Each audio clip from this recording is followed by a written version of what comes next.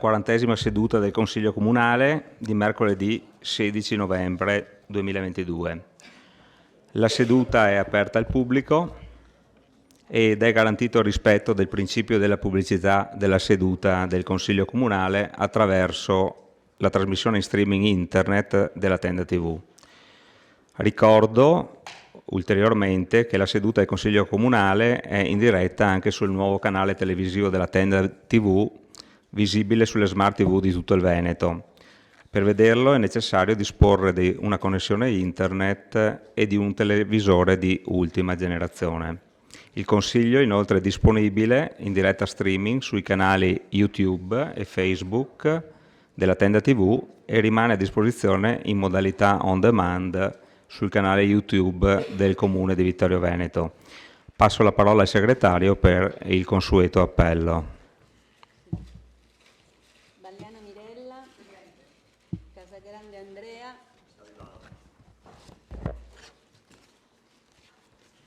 Dareggia Antonio, Assente. De Antonio Giulio, Giustificato. De Bastiani Alessandro, Denardi Barbara, Dus Marco, Gomiero Maurizio, Miatto Antonio, Fagotto Alberto, Parrella Roberto, Casera Gianni, Rosset Mario, Salezze Silvia, Sant'Antonio Paolo, Presente. Tonon Roberto, Varaschini Gianni, il numero legale, cioè sono 4 assenti. 4 assenti. Va bene. Gli scrutatori, nomina degli scrutatori, Pagotto Alberto, Parrella Roberto e Barbara Denardi, va bene? Grazie. Perfetto. Ci sono comunicazioni da parte del sindaco, assessori? Il solito aggiornamento, buonasera a tutti. Diciamo che dopo la recrudescenza che abbiamo subito, che aveva portato la prevalenza in città a oltre 300 positivi, c'è stata una diminuzione costante fino a 150 e soprattutto a 0 ricoveri.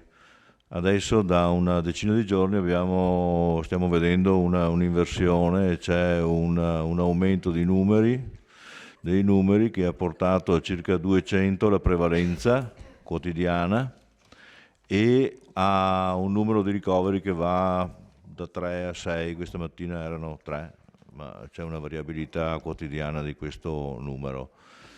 Stiamo vivendo ancora col Covid, sempre meno pericoloso, però non ne siamo fuori. Ecco, questo è l'ultimo aggiornamento. Grazie Sindaco. Bene, possiamo partire con i lavori di questa sera. Allora passiamo alla prima mozione presentata dai gruppi di minoranza, Partito Democratico, Lista Civica Marco Duce e Lista Rinascita Civica, ad oggetto revoca della propria deliberazione numero 25 del 29/7/2022, bilancio di previsione 2022-2024, assestamento, quinta variazione con applicazione parziale dell'avanzo di amministrazione 2021, pubblicata in data 6/9/2022. Lascio la parola al consigliere De Antoni che illustra la mozione. Prego consigliere. Buonasera a tutti. Dunque, questa mozione è stata presentata ben 2 mesi fa per riportare l'attenzione del Consiglio Comunale sulla seduta in cui è stato impedito ai consiglieri di approfondire i contenuti di una delibera di notevole importanza per il nostro Comune, con motivazioni poi dimostratesi infondate. Nelle premesse della deliberazione relativa alla variazione di bilancio presentata nel Consiglio Comunale del 29 luglio scorso, veniva richiamata una determina dirigenziale contenente degli omissis, Sostanzialmente, cioè, la determina pubblicata all'albo comunale risultava mancante di alcune parti ed erano sostituite da questo missis. È una circostanza questa del tutto insolita e difficilmente comprensibile.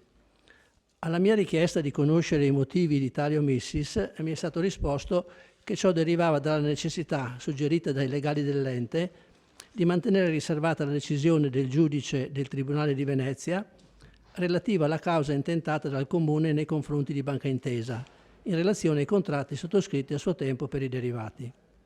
Per questo ho chiesto, nella conferenza dei capigruppo che si è tenuta prima del Consiglio del luglio scorso, di discutere e di approfondire tale tema nella versione ritenuta dal Consiglio Comunale più opportuna, e cioè seduta segreta, seduta riservata, insomma si è discusso tanto. Alla fine la conferenza dei capogruppo decideva di discutere l'argomento in seduta segreta, posticipando l'argomento all'ultimo punto all'ordine del giorno, e questo anche per evitare, se c'era del pubblico, di doverlo farlo uscire, eccetera, eccetera. Tutti voi sapete com'è andata. Abbiamo iniziato la discussione a telecamere spente, a porte chiuse, c'è stato qualche intervento e alla fine il Presidente del Consiglio ha dichiarato che la discussione dell'argomento sarebbe avvenuta in forma pubblica e in questo modo i consiglieri non hanno potuto conoscere il contenuto di quegli omissis. Oggi il problema è superato e non ci sono più ragioni di riservatezza, come confermato dai legali del Comune, avvocati Cedrini e Zamagni. Poi per ogni dettaglio rinvio al contenuto della mozione che mi auguro abbiate tutti potuto leggere. Questa mozione, ripeto, è stata presentata 2 mesi fa con lo scopo di revocare la delibera e ridiscuterla in Consiglio tempestivamente, sia per questioni procedurali che per una questione etica e di rispetto nei confronti dei consiglieri comunali e di tutti i cittadini.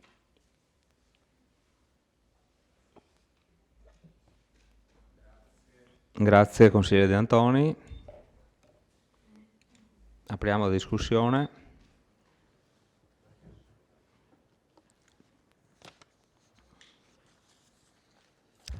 Consigliere De Nardi, prego.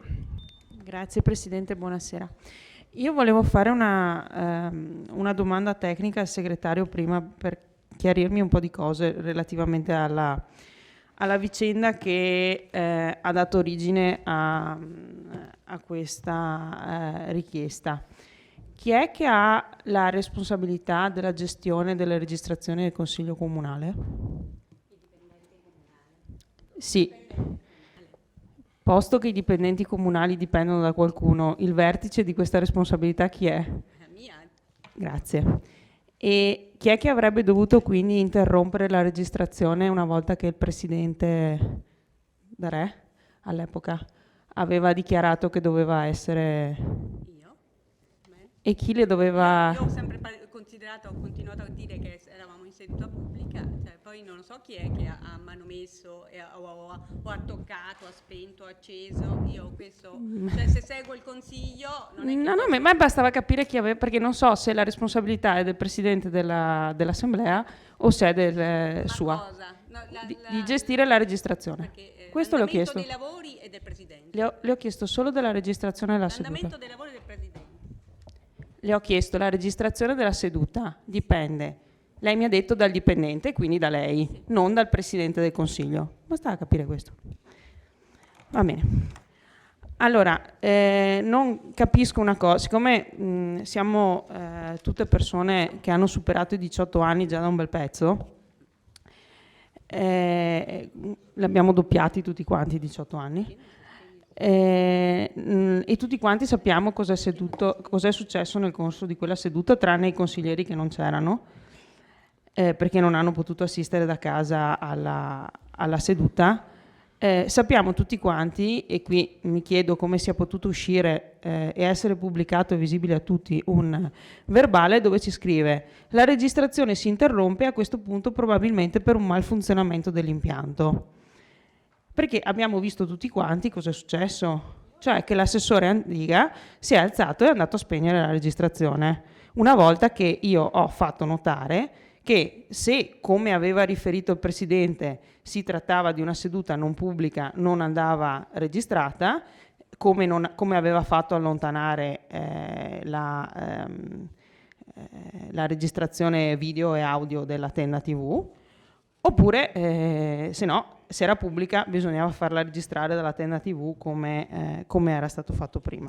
Però, vabbè, è un mistero e rimarrà tale, come mai non... Comunque l'abbiamo visto tutti, l'assessore Antica che si è alzato e è andato a spegnere la registrazione. A parte questo, concordo con il collega De Antoni nel momento in cui fa rilevare che questa richiesta nostra, questa mozione di trattazione di mozione, viene poi trattata a praticamente 2 mesi dal deposito.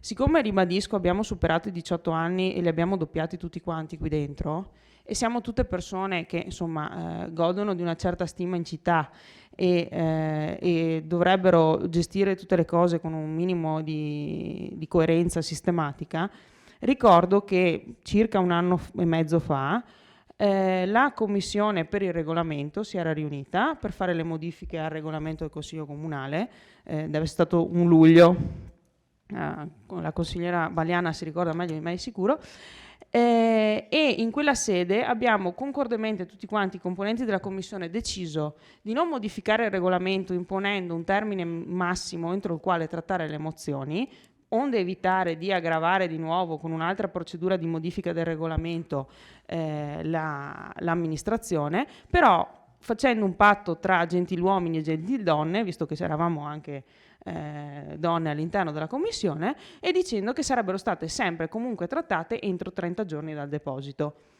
Mi spiace rilevare che ricominciamo con le modalità che non erano state concordate. Insomma, evidentemente dovremmo, dico qui anche alla collega Mirella, dovremmo proporre di modificare il regolamento e sancirlo definitivamente. Se i patti non scritti ma che riguardano l'onorabilità di ciascuno di noi poi diventano carta straccia quando si vuole.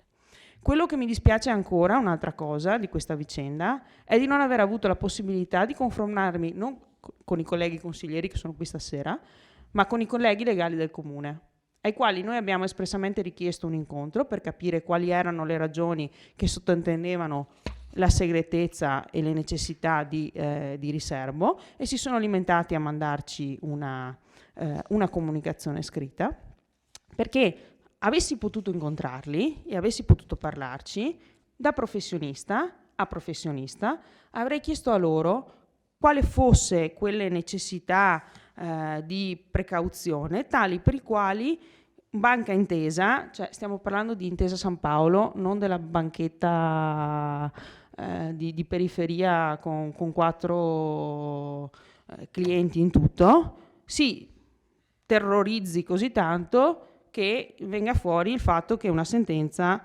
li ha visti parzialmente e provvisoriamente soccombenti. Per più vorrei far notare che, ribadisco, quella sentenza da mesi e mesi, cioè dal momento in cui è stata pubblicata dal Tribunale, è stata anche diffusa in tutti i mezzi di comunicazione internet. Tra l'altro, detta fra di noi, avrei anche domandato ai colleghi, mi sarebbe molto piaciuto sentire la loro risposta, come mai Banca Intesa doveva terrorizzarsi dalle uscite sulla stampa locale a Vittorio Veneto e non dalle uscite sulla stampa specializzata che si occupa proprio di questo tipo di contratti.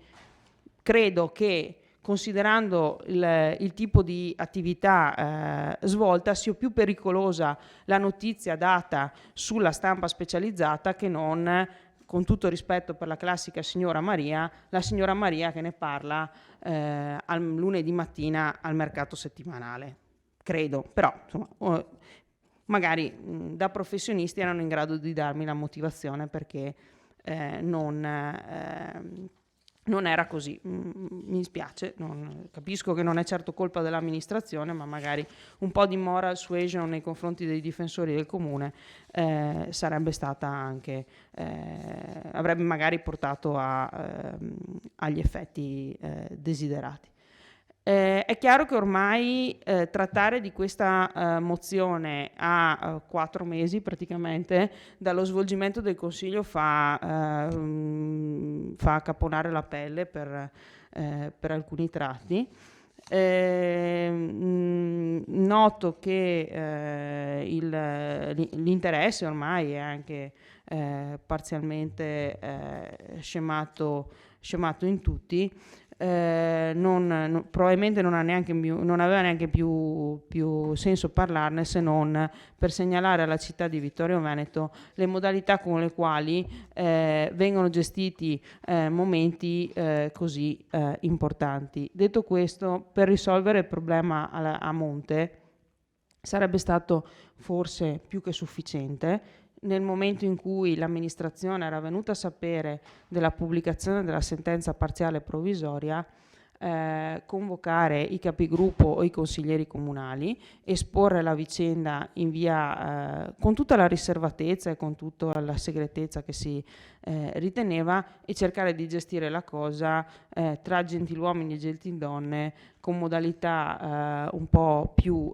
eleganti di quelle che sono state fatte, cioè che i consiglieri comunali vengano a sapere di una sentenza così rilevante per la città, o trovandola in internet nelle pagine specializzate, o peggio ancora rendendosi conto che ci sono degli omissis, e sì, ci sono gli omissis, perché cito testualmente il segretario: dal verbale pubblicato sull'omissis non c'è altro che riportata la sentenza, quindi omissis in giro ce ne sono, da omissis in determine pubblicate dal comune. Grazie. Grazie consigliere Denardi. Consigliere Dus. Sì, buonasera innanzitutto.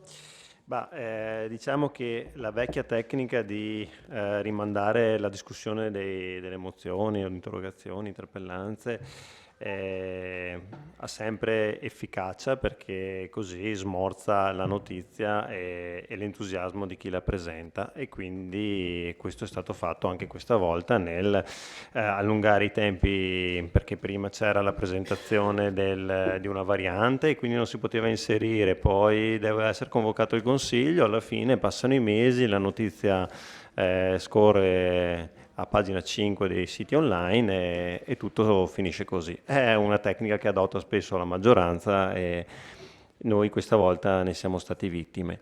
E dispiace perché la sentenza, di cui qui dentro non si vuole parlare, è una sentenza storica che credo dovrebbe essere invece discussa e diffusa, quantomeno per evitare che i problemi che ha creato e che continua a creare vengano ripetuti e si ripetano. La questione dei costi occulti è una questione che ha tenuto banco per anni in questa città e di cui noi stiamo ancora pagando le conseguenze. Quindi se c'è una sentenza che per questo momento vede, come si diceva, soccombere la banca, che sicuramente fa ricorso, eccetera, eccetera, credo sia doveroso parlarne e capire anche come ci si muove. Leggiamo spesso i giornali che sono ricchi di titoli entusiasti da parte degli assessori che promuovono iniziative anche legali, non ultima quella legata al fotovoltaico. Poteva essere anche questa un'occasione per mettersi in luce, come fate spesso, citando magari anche una sentenza che riguarda i derivati, che è un argomento sempre molto delicato e su cui però, ripeto, si sta facendo giurisprudenza. Grazie consigliere Dus. Consigliere Varaschin. Grazie Presidente e buonasera. Mi sembra che su questo punto abbiamo già perso tanto tempo. Dunque, avete chiesto la riunione di maggioranza con tutta la minoranza, ve l'abbiamo concessa. Speravamo fosse risolto e invece non è così. Secondo me ai vittoriesi non interessa questo punto. Grazie. Grazie consigliere Varaschin. Consigliere Tonon. Sì, grazie. Spero di non far perdere tanto tempo al consigliere Varaschin parlando di cose che riguardano il comune.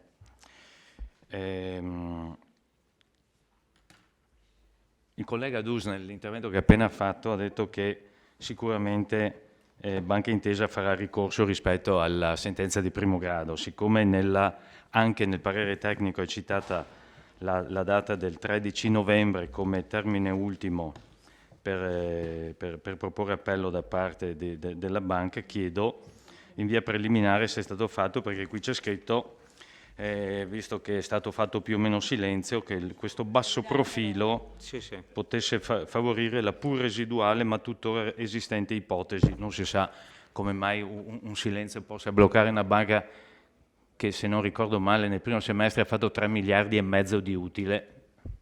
Non credo che i rumors dei consiglieri comunali di minoranza, peraltro di Vittorio, possa distoglierli dal loro intento. Volevo capire se, come era già scritto, CVD, come si usa di solito, infatti, come sempre. Quindi mi riferisco al parere tecnico, ovviamente, che di fatto decade.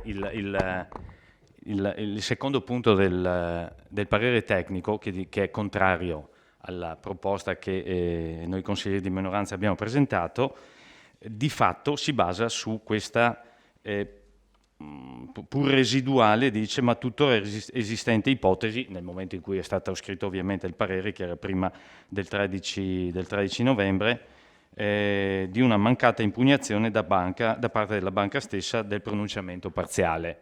Quindi di fatto, siccome l'hanno presentato, anche se secondo me era ovviamente scontato, perché ci mancherebbe altro che una banca perda le cause così come nulla fosse. Quindi il secondo punto di fatto decade, perché i termini sono scaduti. In secondo luogo, fra l'altro, la domanda è: la mail degli avvocati, la seconda dico, nella quale riconoscevano che tutto sommato non esisteva più la necessità di stare zitti, diciamo così, in termini molto ineleganti forse ma efficaci, di quando è? Ben prima del 13 novembre, se non ricordo male era di settembre. 9 settembre. Bene, sì, era sì, successiva alla richiesta di incontro, al sollecito di incontro. perfetto, che era la stato collega fatto. mi dice 9 settembre. Sì, Allora, la domanda è, ma se il saldo non era, cioè se il saldo da pagare, come è scritto qui, era ancora incerto fino al 13, non capisco perché in prima battuta bisognava far silenzio. Dal 9 settembre gli avvocati dicono, beh, ma tutto sommato la necessità di riservatezza non c'è più. Ma e allora cosa hanno scritto? Che bisognava stare buoni perché non si sa mai, forse Banca Intesa, se noi facciamo silenzio, non fa ricorso.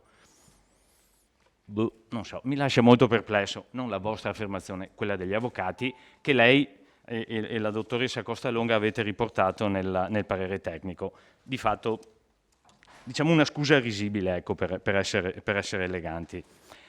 E quindi diciamo che nel parere tecnico la seconda parte di fatto è decaduta, anche perché il ricorso è stato fatto. E vado alla prima parte, in cui si dice che solo nella fase di pubblicazione è stata omessa la parte motivazionale, anche se in maniera difforme rispetto a quello che è riportato nel verbale della seduta del 29 luglio, esclusivamente per ragioni precauzionali e di opportunità.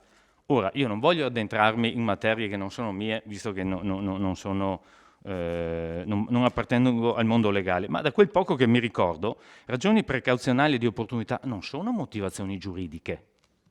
Non sono motivazioni giuridiche. E allora, se si dà un parere, secondo me, cioè, ci devono essere le motivazioni giuridiche o legali perché si è contrari a una proposta. No, siccome per questioni precauzionali era stato meglio non pubblicare l'esito della sentenza, e questo risulta essere una delle ragioni, l'unica di fatto esistente a questo punto, visto che la seconda è decaduta per questioni temporali, l'unica motivazione per cui c'è un parere tecnico contrario alla proposta. La domanda è, ma perché? Per questioni di opportunità? Cioè non si vota, cioè, si dice che si è contrario a una proposta di mozione perché ci sono motivi precauzionali e di opportunità? Non mi pare un motivo giuridicamente rilevante, perdono. Non mi pare giuridicamente rilevante. Per cui francamente lo trovo un po' scarno, ecco, come parere. Io capisco che gli uffici, fra virgolette, sono obbligati a emettere un parere, e ci mancherebbe altro. Però diciamo che se, pur non essendo presente alla seduta del 29, mi sono letto il verbale, se fossi stato presente, anch'io avrei sollevato dubbi sulla correttezza della gestione di quella serata. A parte che secondo me la seduta riservata non esiste, cioè non è contemplata nel regolamento, perché non so come si sia inventati pure quella. È stata gestita, diciamo, in maniera formalmente poco corretta, ma siccome sappiamo benissimo che poi anche quando si fanno i ricorsi, quello che conta è anche come si scrivono le cose, e lo vedremo poi in un'altra delibera, la gestione doveva essere fatta in maniera molto più efficace da parte di chi conduceva la seduta del Consiglio Comunale. Quindi, di conseguenza, dei 2 punti del parere tecnico, allora, il primo non ha alcun apporto giuridicamente rilevante, il secondo è decaduto per questioni di tempo, quindi di fatto è come non esista, diciamo, sto parere tecnico. A forziori dico, perché allora non è da approvare questa mozione? È una domanda che rivolgo ovviamente alla maggioranza, sperando, se forse il consigliere Varaschin è uscito perché gli faccio perdere tempo, se risponde anche lui a me va benissimo, grazie. Grazie consigliere Tonon.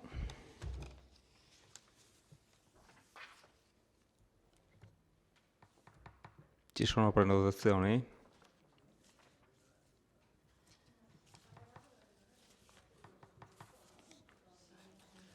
Se non ci sono prenotazioni,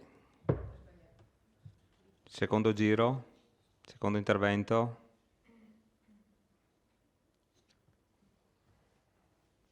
Se non c'è nessuno che si prenota, io passerei alla dichiarazione di voto.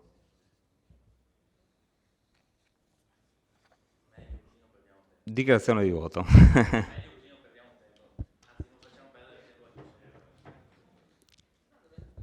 Dichiarazione di voto. C'è qualcuno che vuole fare una dichiarazione di voto? Allora io faccio una dichiarazione di voto come consigliere di Forza Italia. Dopo quanto accaduto durante la trattazione del punto 7 all'ordine del giorno della seduta del Consiglio Comunale del 29 luglio scorso, alla quale non ho potuto partecipare, ho guardato la registrazione video della seduta e ho letto il verbale, da cui si evince che la registrazione si interrompe a questo punto probabilmente per un malfunzionamento dell'impianto, per cui è necessario procedere ad una descrizione sintetica di quanto avvenuto nel corso della seduta. L'impressione che ne ho tratto è che probabilmente si è incappati involontariamente in un po' di confusione, generata forse da qualche equivoco non chiarito, anche in relazione ad alcuni problemi che, secondo quanto mi è stato riferito, erano già emersi proprio sul punto 7 nella usuale conferenza informale dei capigruppo, che solitamente si tiene prima di ogni consiglio comunale. Anche nella successiva conferenza dei capigruppo, formalmente richiesta secondo regolamento a fine agosto dalle minoranze per chiedere la ridiscussione del punto 7, oltre a non aver chiarito i miei dubbi, ho dovuto prendere atto che la conferenza stessa non era giunta ad alcuna conclusione operativa, poiché non spettava ad essa decidere se ridiscutere o meno il punto già trattato in Consiglio, come puntualmente chiarito nel parere dato sulla questione dall'ufficio legale del Comune, che io stesso avevo richiesto in qualità di Presidente del Consiglio Comunale. Poiché resto a tutt'oggi nella condizione di chi non ha conoscenza effettiva, completa e diretta, né di quanto avvenuto in aula il 29 luglio scorso sul punto 7 dell'ordine del giorno, né di quanto detto, sempre sul punto 7, nella usuale e informale conferenza dei capigruppo, che come da prassi precede ogni seduta del Consiglio Comunale, comunico che il voto di Forza Italia sulla mozione sarà di astensione.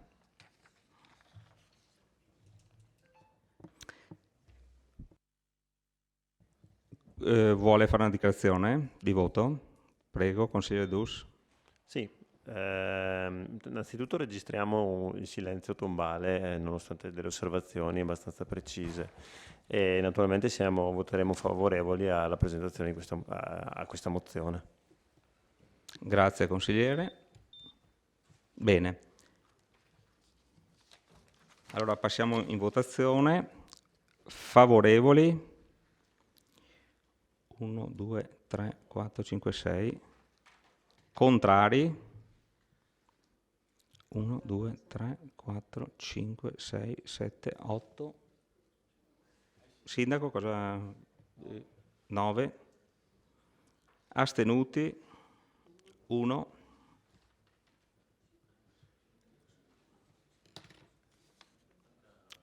Quindi la mozione non passa.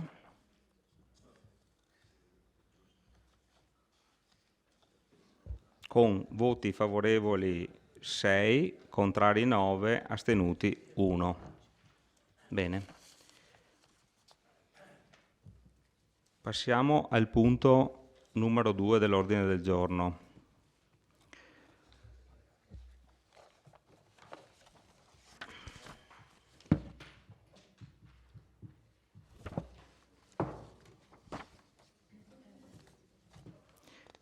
Allora, mozione presentata dal consigliere comunale Mirella Baliana, gruppo De Bastiani Sindaco, Rinascita Civica, ad oggetto sostegno della lotta delle donne, dei giovani del popolo iraniano per la liberazione dal sistema di oppressione che domina l'Iran. Allora, nella conferenza di capigruppo abbiamo deciso di comune accordo di rettificare il nome mozione perché più che altro, secondo il nostro regolamento, è un ordine del giorno, ma è un problema formale. Abbiamo deciso di discutere perché insomma è una mozione di una certa sostanza. Insomma, ecco. Prego, consigliere Baliana.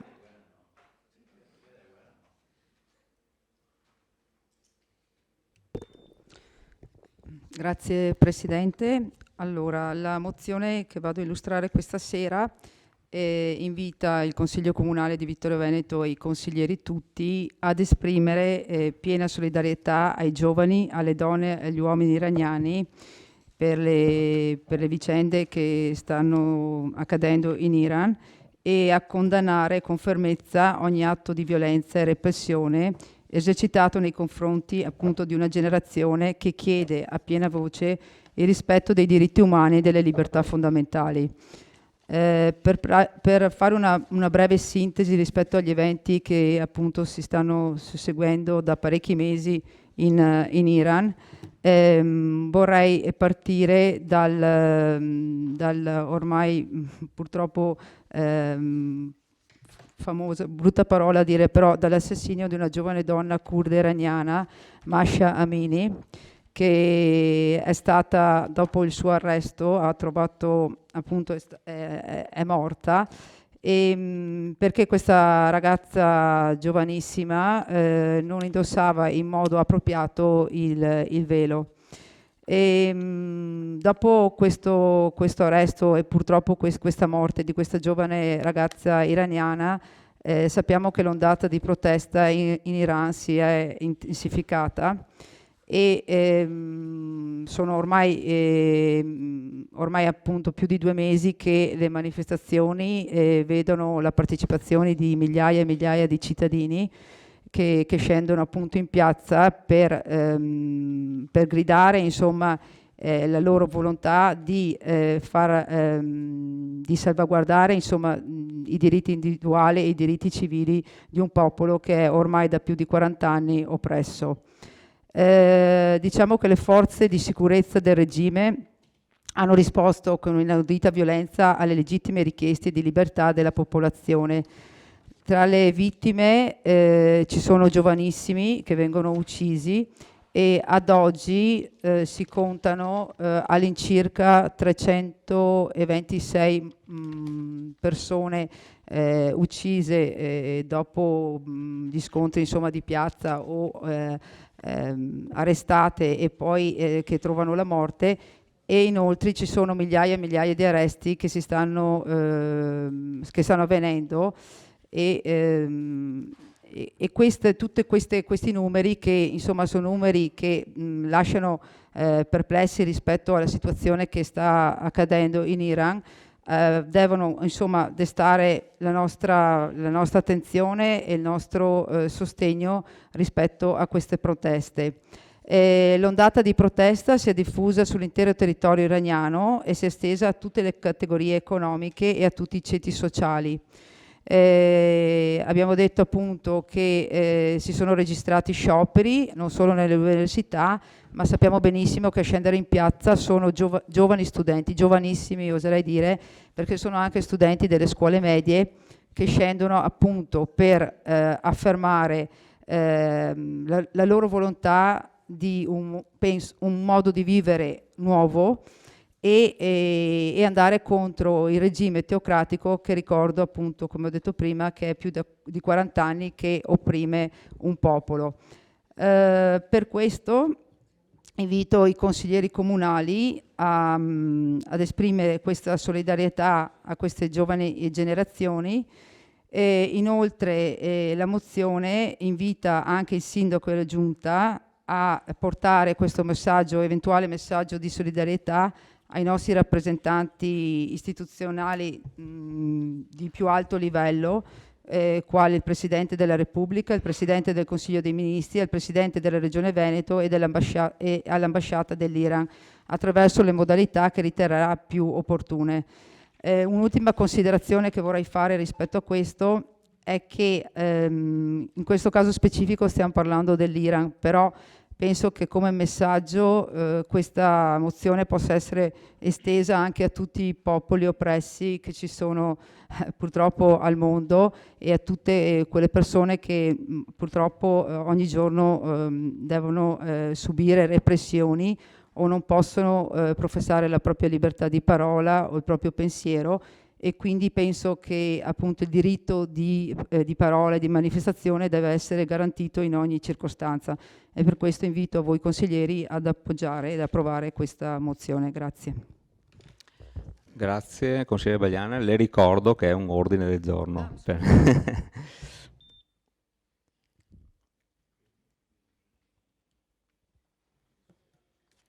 Prenotazioni? Consigliere Pagotto, prego. Grazie Presidente, buonasera a tutti. Incomincio io.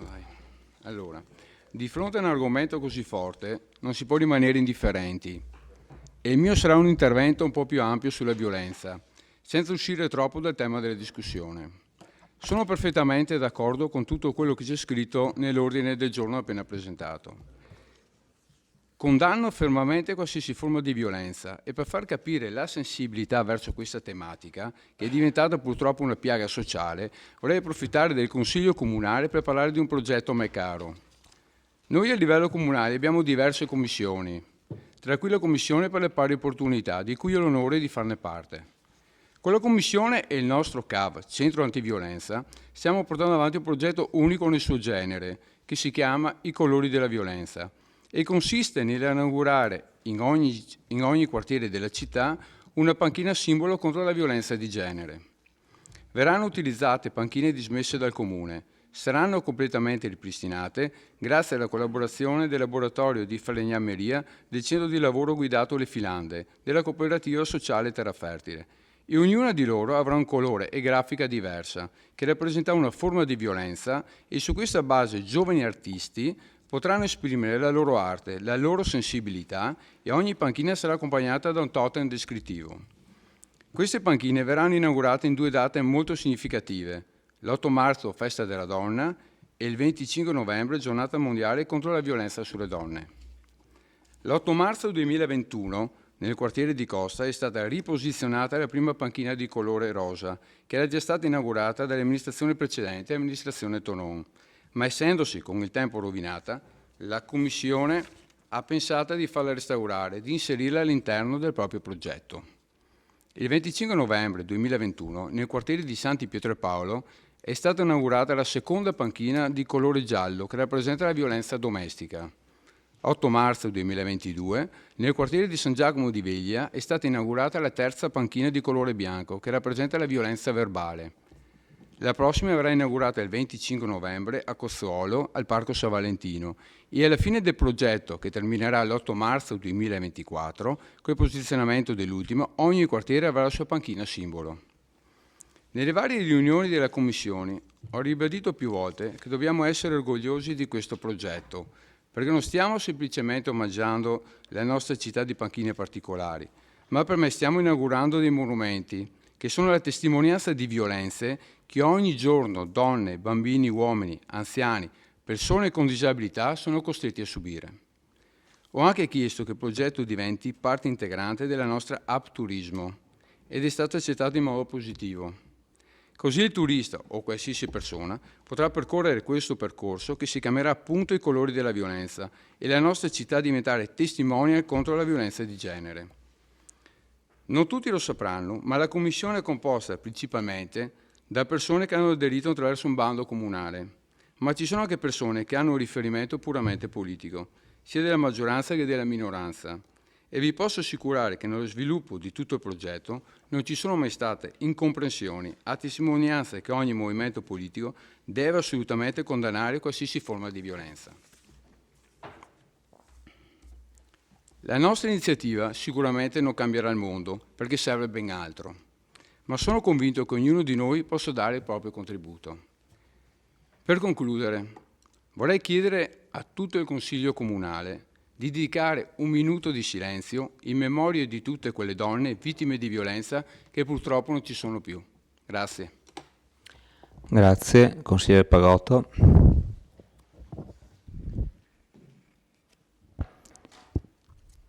Prendo spunto da quanto richiesto dal consigliere, possiamo fare un minuto di silenzio. Se volete ci alziamo anche in piedi, che così diamo un segnale.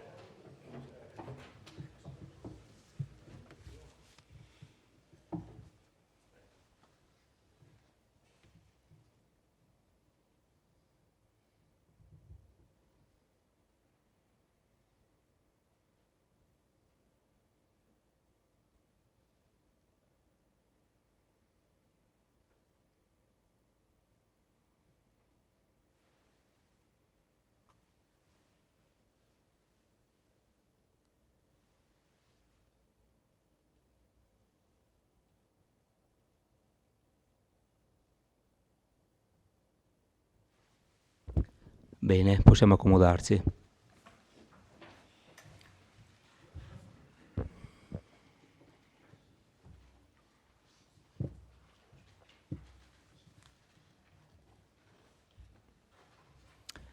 Consigliere Parrella, prego. Buonasera a tutti. Allora, innanzitutto voglio ringraziare il consigliere Pagotto per il suo impegno nella Commissione Pari Opportunità e il lavoro che sta svolgendo, che è molto importante e fondamentale. Qua arriviamo a quella che è un ordine del giorno del consigliere Bagliana.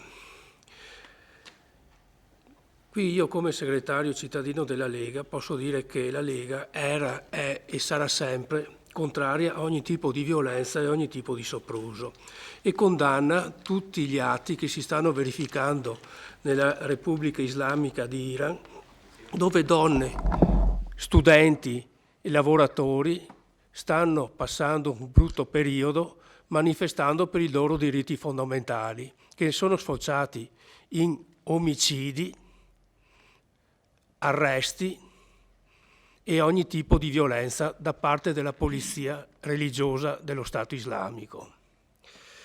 Questo è stato portato in Commissione europea dall'europarlamentare Gian Antonio D'Arè il 4 ottobre del 2022, intervento della Commissione europea a supporto delle proteste contro il regime iraniano. Vogliamo che queste violenze finiscano? Noi penso che siamo tutti d'accordo su questa cosa qua. Per questo che credo che in questo momento dobbiamo fare tutti quanti quadrato e dobbiamo essere uniti nel fare una critica nei confronti di questo regime. Dobbiamo dimenticare per il momento opposizione e chi è al governo della città e essere uniti su questa critica nei confronti del regime. Grazie. Grazie, consigliere Parrella. Consigliere Dus. Sì, il tema sollevato è la presentazione dell'ordine del giorno presentata dalla consigliera Bagliana, non può che vedere il sostegno anche del nostro gruppo. È un tema sicuramente rilevante, come già ripetuto, di cui si sente molto parlare e purtroppo si vedono anche spesso immagini cruente di quello che sta accadendo.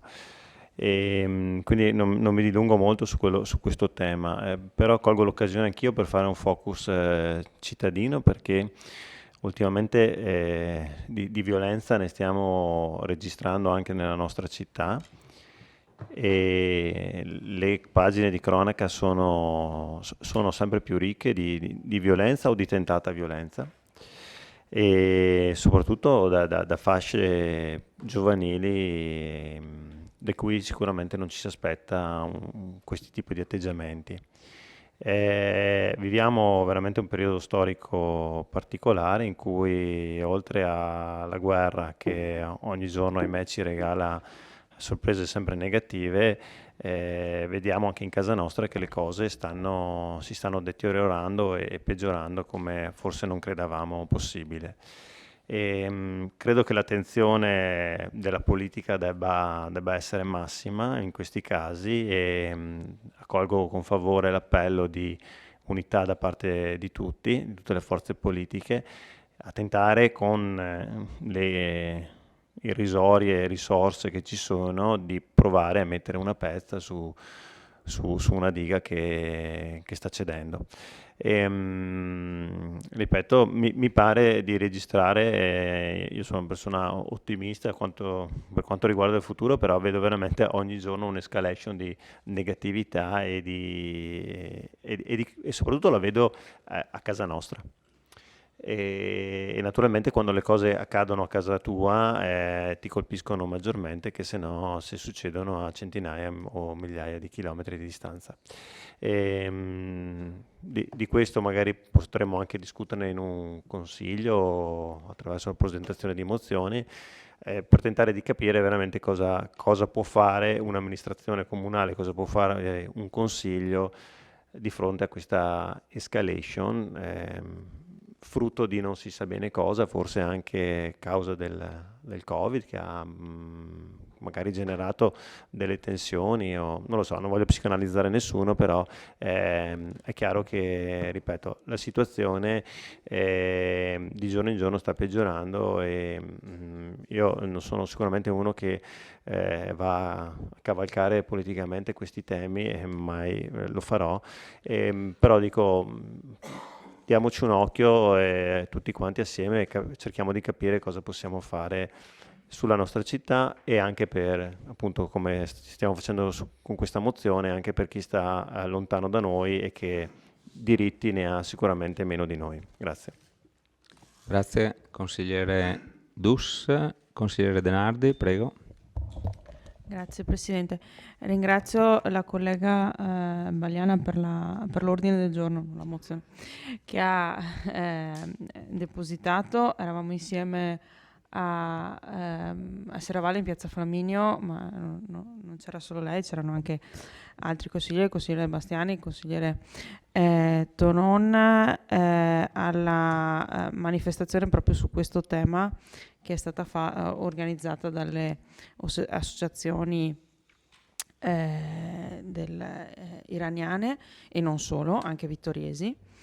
E devo dire, sono stata molto felice, non gliel'ho detto, quindi lo dico pubblicamente, non gliel'ho detto in altre occasioni, quindi glielo dico pubblicamente. Sono stata molto contenta che oltre a me e alla consigliera Bagliana si sia tagliato una ciocca di capelli anche il consigliere Tonon, perché anche la settimana scorsa stavo parlando con un caro amico dicendogli che è estremamente importante che gli uomini si facciano carico, tanto quanto le donne, delle battaglie di genere, perché come sappiamo ormai da tanti anni e come ci insegnano le Nazioni Unite, i diritti delle donne sono diritti fondamentali della comunità umana e non sono solo diritti delle donne.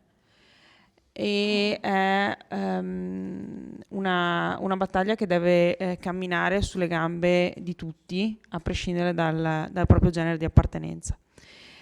Solo quando tutti quanti ci renderemo ugualmente consapevoli dell'importanza di queste tematiche e non saranno relegate solo a un'appartenenza di genere, riusciremo a superare questo scoglio e faremo in modo che davvero ci sia un progresso per tutta la collettività umana.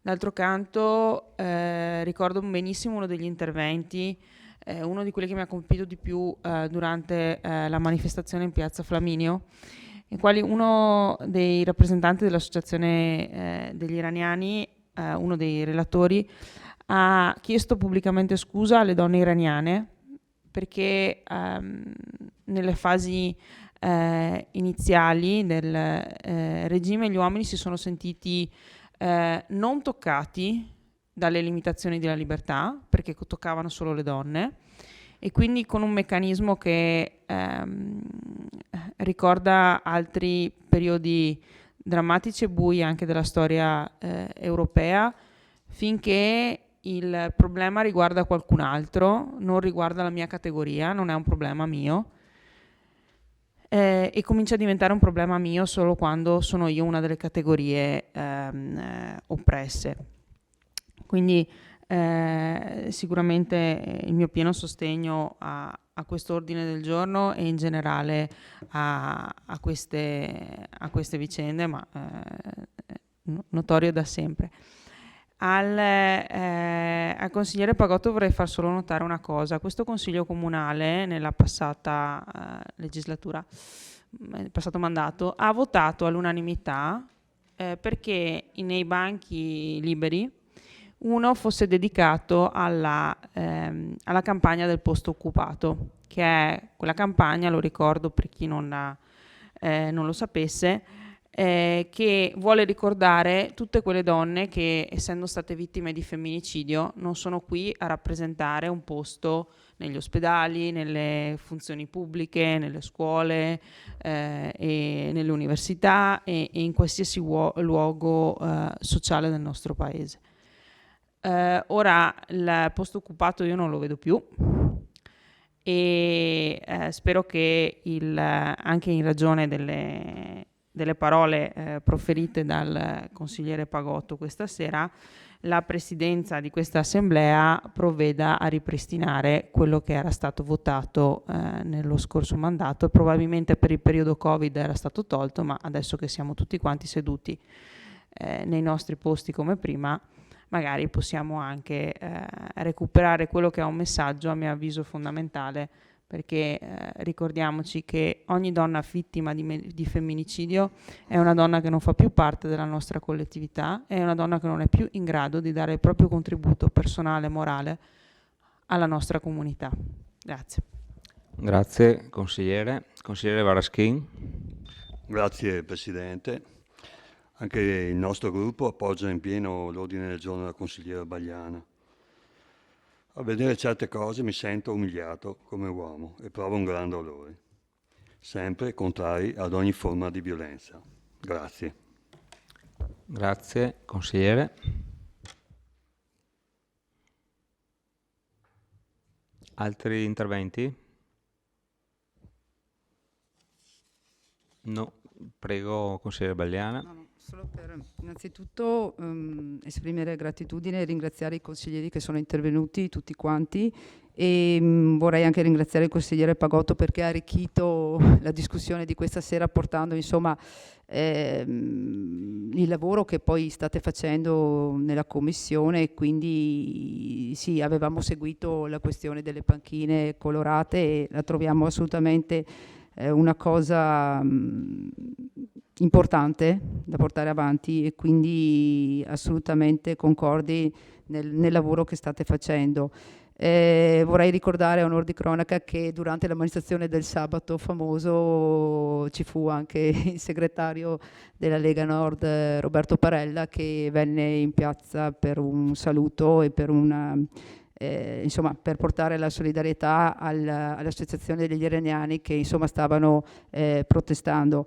Detto questo, corre l'obbligo, secondo me, il nostro pensiero sicuramente va, ripeto, a tutte quelle persone, a quei giovani che oggi, questa sera, sono nelle piazze iraniane, che continuano la loro protesta, e tutti quelli che sono nel mondo a protestare per la libertà, insomma, di parola e la libertà individuale di poter esprimere se stessi in modo libero, cioè di essere la persona che ognuno desidera di essere, senza nessun tipo di restrizione. E inoltre viene più facile per noi che siamo in un paese democratico appunto parlare, esprimerci. Viceversa, in quelle situazioni, ogni volta che scendono nelle piazze sono passibili di arresti e addirittura rischiano la vita per la propria libertà.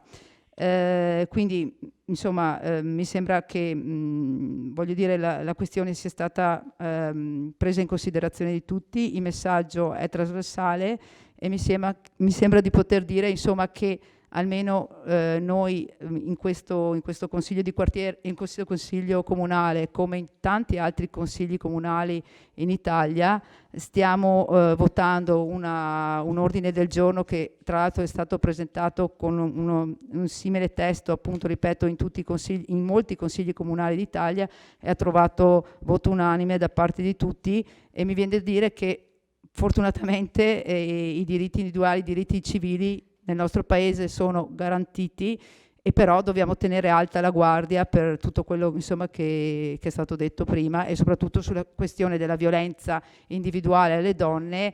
Lì c'è da fare un lavoro diverso, molto approfondito, per avere una radicale inversione di tendenza rispetto ai fenomeni che stiamo osservando. Grazie. Grazie, consigliere Bagliana. Bene, se non ci sono altri interventi, io passerei a questo punto alla votazione. Dichiarazione di voto, prego, consigliere Rosset. Grazie Presidente, buonasera a tutti.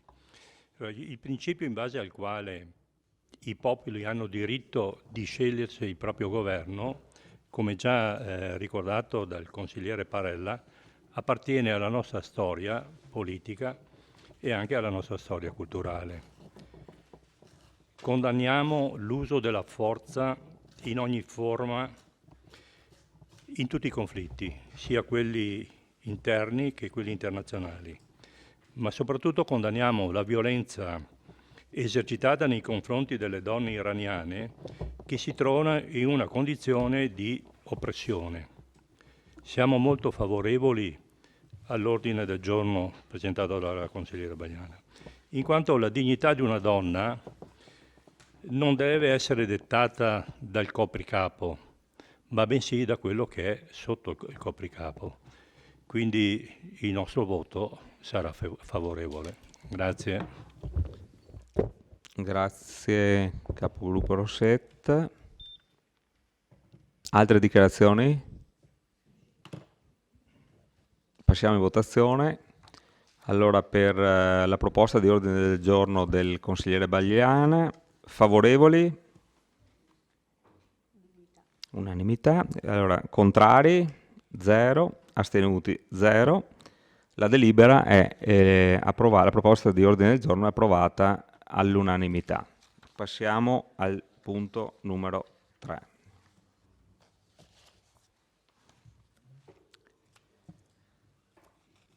Allora, approvazione della terza variazione alla nota di aggiornamento al documento unico di programmazione DUP 2022-2024. Lascio la parola al vice sindaco Posocco. Prego, vice sindaco. Sì, buonasera a tutti. Allora, con questa proposta di deliberazione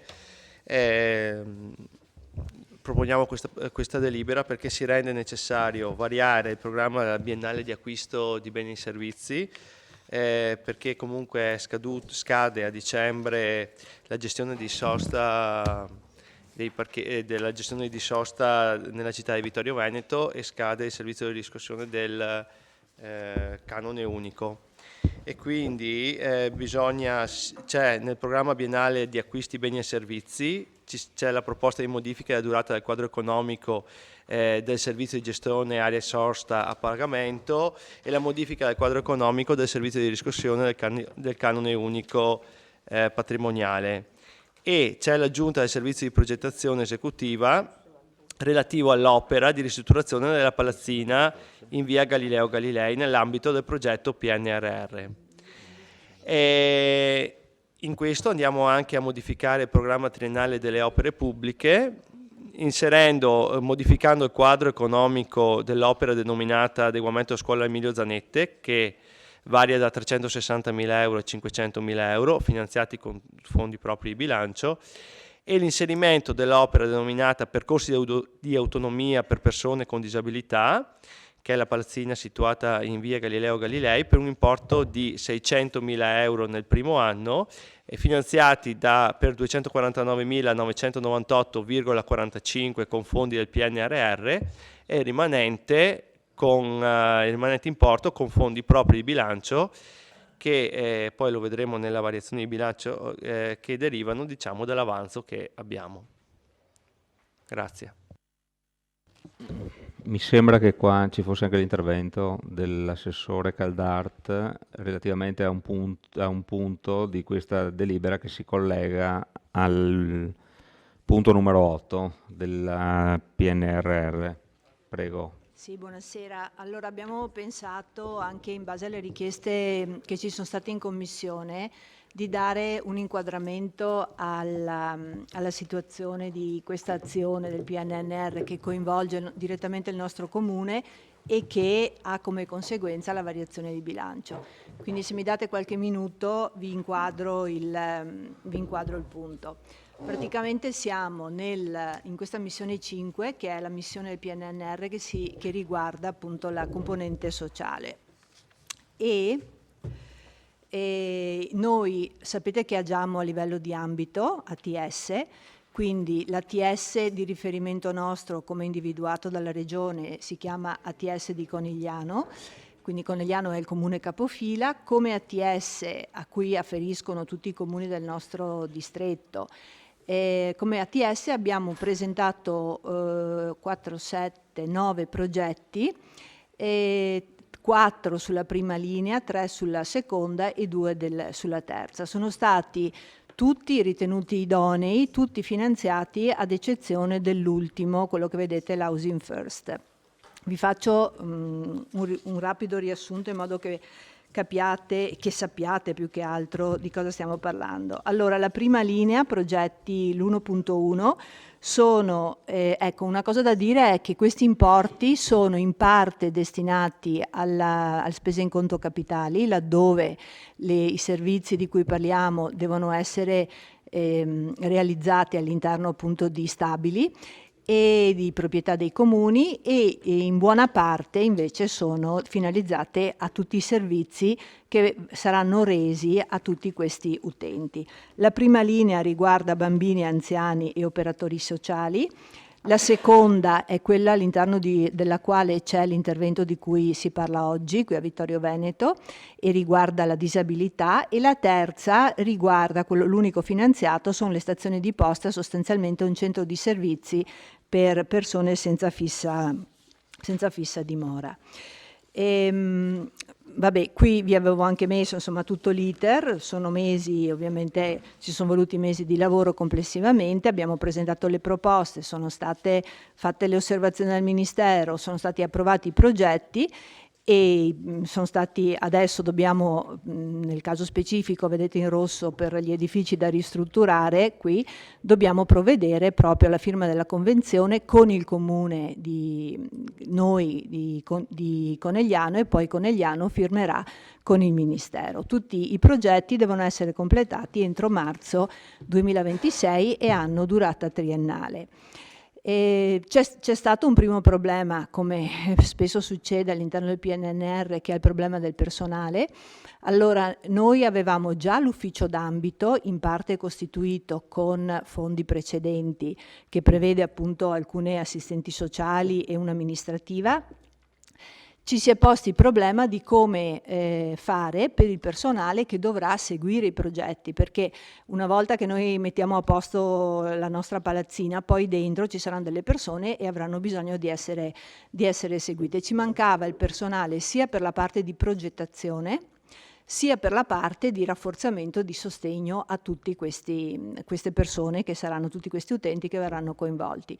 Per cui come ambito abbiamo deciso di usare una parte del fondo di rafforzamento dei servizi sociali, che è un fondo strutturale che prevede l'assunzione di assistenti sociali per tutti i comuni. Viene dato in base a, cioè i comuni, tanto più bravi sono stati i comuni, tanto più virtuosi sono stati i comuni negli anni ad assumere un numero di assistenti sociali con una proporzione che il Ministero ha fatto sulla popolazione, tanto più denaro ci danno. E noi stessi come Vittorio Veneto quest'anno, nel 2022, abbiamo assunto un assistente sociale con questi fondi, che adesso rimane nel nostro organico e per il cui pagamento siamo garantiti, perché questo, come vedete, è un fondo strutturale. Complessivamente come ambito abbiamo deciso ognuno di rinunciare, diciamo, a una piccola parte di assistente nel proprio comune per assumerle come ambito, quindi siamo riusciti ad assumerne 4 che prenderanno servizio tra dicembre e gennaio e che lavoreranno per la durata del PNRR a questi servizi e poi rimarranno comunque, perché è chiaro che alla fine dei 3 anni i servizi dovranno essere mantenuti, quindi il personale, non possiamo far finta di niente fra 3 anni trovarci diciamo in difficoltà. Quindi abbiamo assunto queste 4 assistenti sociali proprio con una programmazione atta anche a mantenimento dei servizi stessi. Abbiamo fatto tutti i passaggi, comitato dei sindaci, gruppo di lavoro, eccetera, che vi risparmio. E la prima linea, quella per i minori, la primissima, la 111, si chiama Pippi, è un progetto sostanzialmente a sostegno, vedete, dei bambini fragili. L'obiettivo di tutto il PNRR è quello di evitare l'istituzionalizzazione dell'utenza, quindi in questo caso si va a lavorare con l'educativa domiciliare. Ogni bambino avrà 46 settimane, 5 ore a settimana, eccetera. Qui l'intervento importante dell'ULS, che mette a disposizione anche, anzi che segue proprio anche tutta la parte organizzativa di questo progetto. Complessivamente sono 211.500 euro con un finanziamento del comitato di 18.000 euro. E il secondo punto, sempre della prima linea, riguarda gli anziani. Qui c'è un grosso investimento che fa il Comune di Conegliano su uno stabile in via dei Cacciatori delle Alpi, un immobile dove verranno realizzati 9 mini alloggi. Ecco, vi ho evidenziato questo dato perché interessa poi anche l'intervento di Vittorio, cioè i mini alloggi, questi come quelli appunto poi dei nostri disabili, sono dotati di attrezzatura domotica, sensoristica ambientale, quindi non dobbiamo pensare al bottone per far salire e scendere le tapparelle, diciamo quella domotica che già conosciamo, ma è proprio una domotica finalizzata al movimento e alla sicurezza della persona all'interno dell'appartamento. Quindi vedete rilevazione allagamento, fumo, perdite di gas, rilevatore di movimento della persona. Nel caso dei disabili abbiamo anche una domotica che per esempio aiuta il piano cottura, per esempio, a salire e a scendere, in modo che la persona anche in carrozzina possa avervi accesso. Ecco, il contributo qui è piuttosto alto, circa 2,5 milioni, ed è in parte sostenuta perché è in gran parte relativo all'investimento, vedete, alla ristrutturazione, agli arredi. Le spese per poi tutto il sostegno a queste persone viene dalla successiva linea, questa, rafforzamento dei servizi sociali a favore della domiciliarità, sempre indirizzata agli anziani, sempre per evitare il ricovero e anzi per aiutarli quando escono dagli ospedali. E in questo caso sono 330.000 euro tutti sui servizi a queste persone. Poi c'è questa linea che è sulla prevenzione del fenomeno del burnout agli operatori sociali, quindi qua si lavora proprio sulla supervisione con equip multidisciplinare per le assistenti sociali che in questo periodo sono particolarmente sottoposte a stress da lavoro di 210.000 euro. Il punto 1.3 sono le stazioni di posta, quindi dell'ultima linea vi ho detto ce n'erano 2, una sola è stata finanziata, stazione di posta. Anche qui l'immobile lo mette Conegliano. Ci saranno 6 camere per un totale di 10 posti letto, dove c'è appunto la possibilità dell'accoglienza notturna e servizi per l'igiene, quindi per le persone praticamente senza tetto. Però il focus non è tanto sull'ospitalità, che sarebbe stata sulla linea quella che non è stata finanziata, quanto piuttosto sul fatto che questo sia un vero e proprio centro servizi, dove avere tutta quella serie di servizi per le persone, sia dall'accoglienza all'integrazione sociale e anche l'avvio poi al lavoro. Vedete, orientamento al lavoro, supporto all'inserimento sociale, accompagnamento ai servizi comunali, eccetera, eccetera. E qui sono 910.000 euro per la ristrutturazione e 180 per i 3 anni. Veniamo al nostro punto. Allora, questo è il punto 1.2, quindi noi abbiamo presentato, come vi ho detto, 3 progetti, uno su un immobile di Susegana, uno qui a Vittoria e uno di Farra. Il massimo finanziabile era di 715.000 euro, che era parametrato su 12 utenti, che era il massimo che potevano essere accolti in questo progetto. E noi nei nostri 2 appartamenti di via Galilei, la palazzina è quella dove sotto c'è già l'appartamento dell'Anfas, i 2 piani superiori saranno ripristinati appunto per dare questo tipo di alloggio, e la metratura, sapete che per questioni di sicurezza c'è una metratura massima che l'ULSS permette di accogliere 10, non 12 utenti, quindi il contributo è parametrato su 10 utenti. Vabbè, le finalità sono sempre le stesse per le tre appartamenti. Che cosa succederà? Allora, nel nostro caso avremo 2 appartamenti, ognuno appunto con 5 ospiti. Abbiamo questo contributo complessivo di circa 600.000 euro. Ok, dopo vi do il dettaglio, di cui 255, diciamo per arrotondare, vanno sulle spese di investimento, e la maggior parte delle spese anche qui va sui servizi. Che tipi di servizi? Questo ce l'avete anche nella delibera poi del punto 9, mi pare. Quindi questi appartamenti divengono una specie di hub per l'autonomia delle persone con disabilità, quindi si parla di accompagnamento all'autonomia abitativa e all'inclusione lavorativa.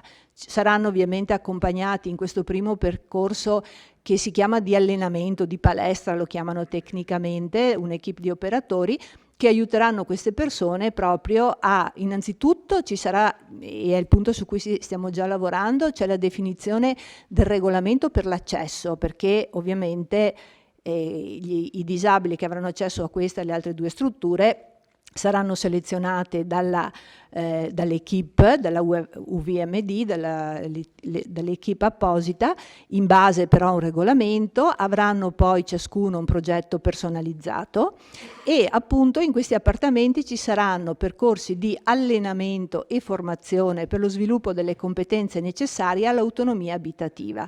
Quindi è chiaro che parliamo di disabili non gravi, di disabili che possono essere condotti ad un'autonomia di vita.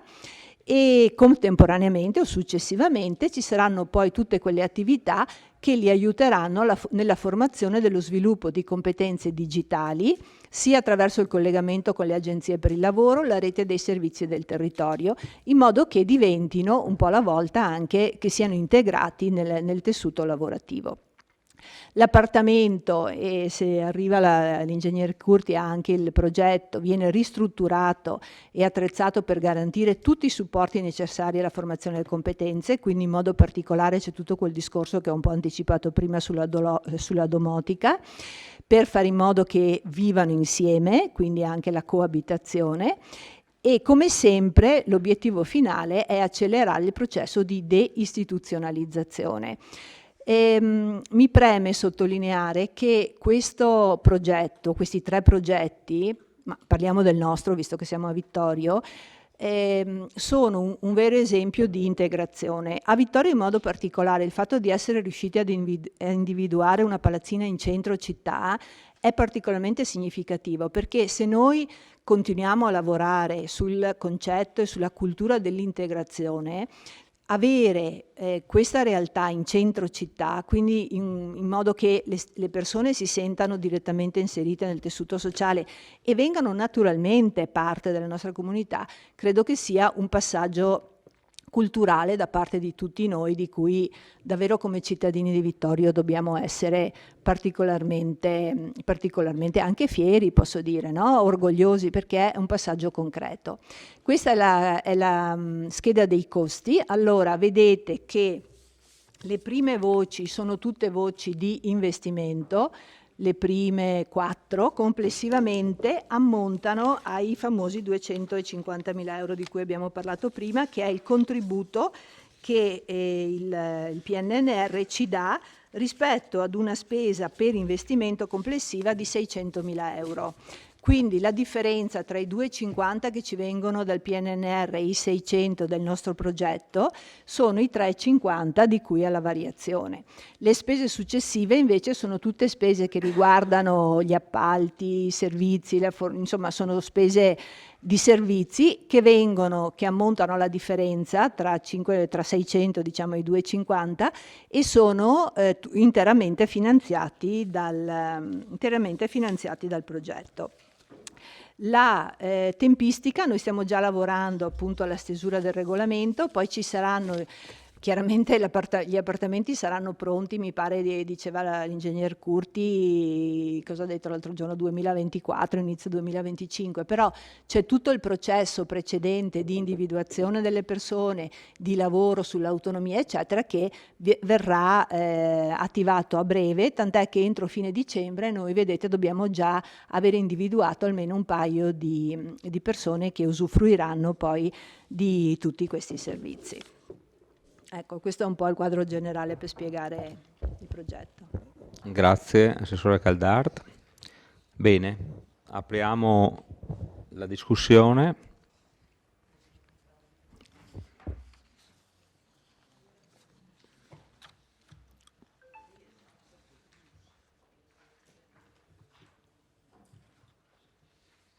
Prenotazioni?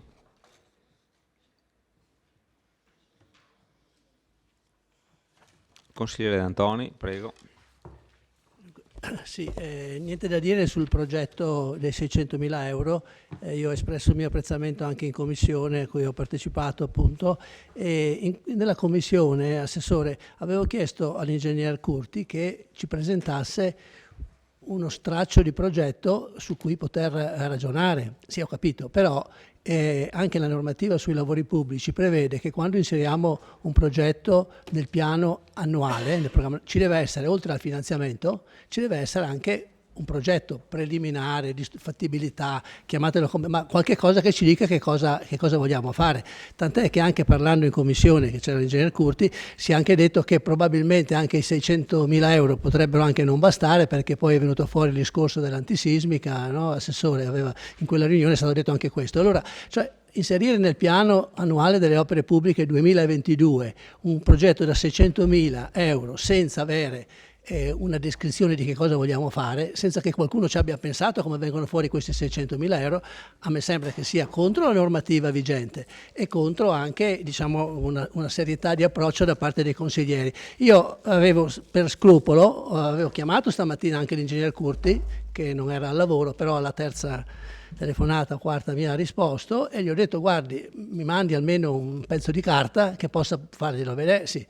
E ha detto che era fuori, che non poteva mandare, che comunque l'avrebbe portato in consiglio. Allora, approvare questa delibera di variazione del piano del DUP e quindi del piano triennale e annuale dei lavori pubblici senza avere un documento mi sembra che sia una cosa che non corrisponde neanche a quello che prevede la normativa. Adesso lasciamo stare, cioè il progetto deve andare avanti, il progetto è ottimo, l'abbiamo io assessore mediato che le ho fatto presente quanto condividevo l'iniziativa che ha proposto, però anche le carte bisogna anche un po' rispettarle, perché altrimenti, adesso io non so, mi seccherebbe adesso fare tanta confusione, però aspettiamo approvare questa qui, questa delibera, quando ci porta il documento l'ingegnere, che arriverà magari più tardi.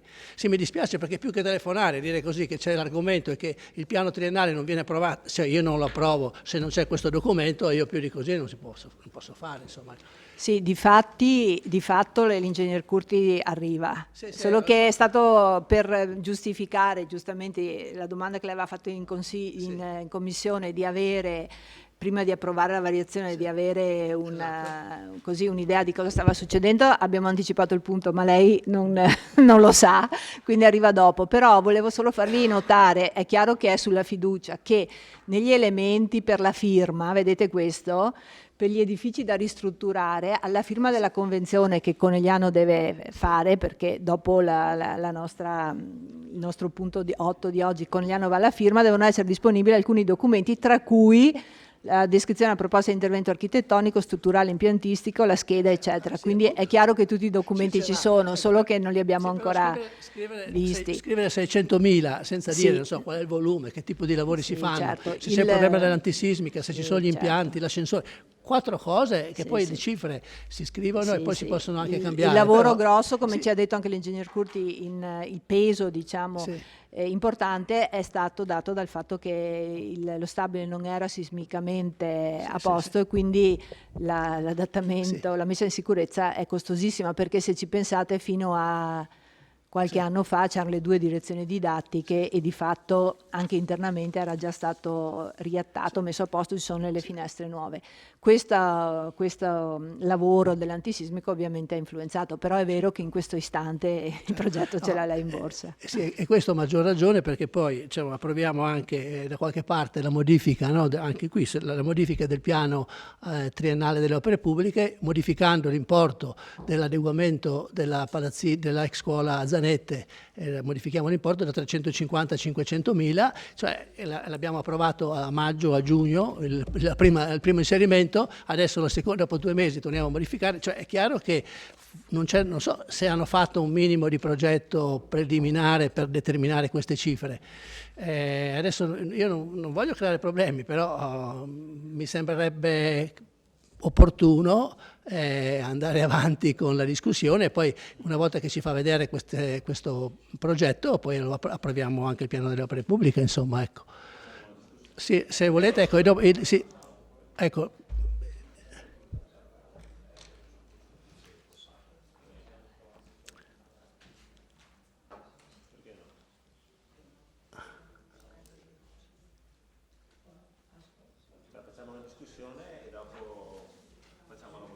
O rimandiamo tutto dopo, la stessa cosa volete? Sì, se l'ulteriore discussione non... Cioè non è che siano collegati il DUP? No. La stessa... Non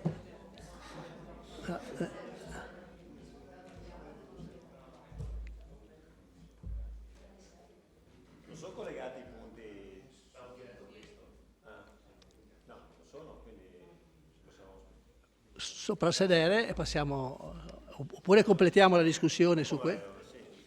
Completiamo la discussione su questo senza passare alla votazione. Okay.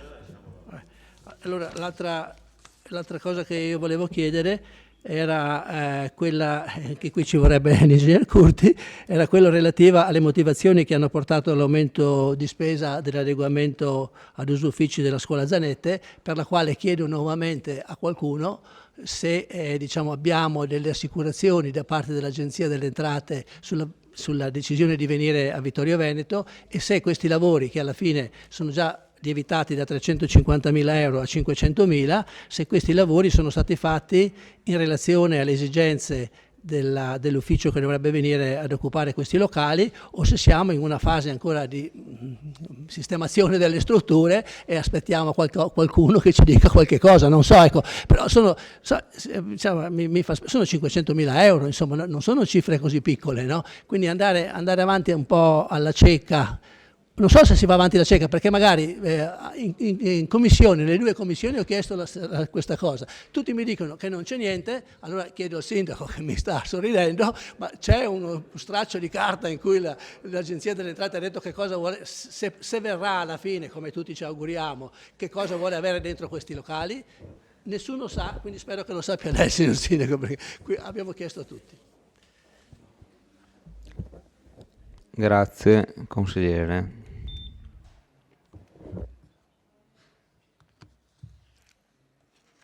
Qualche intervento, qualche domanda?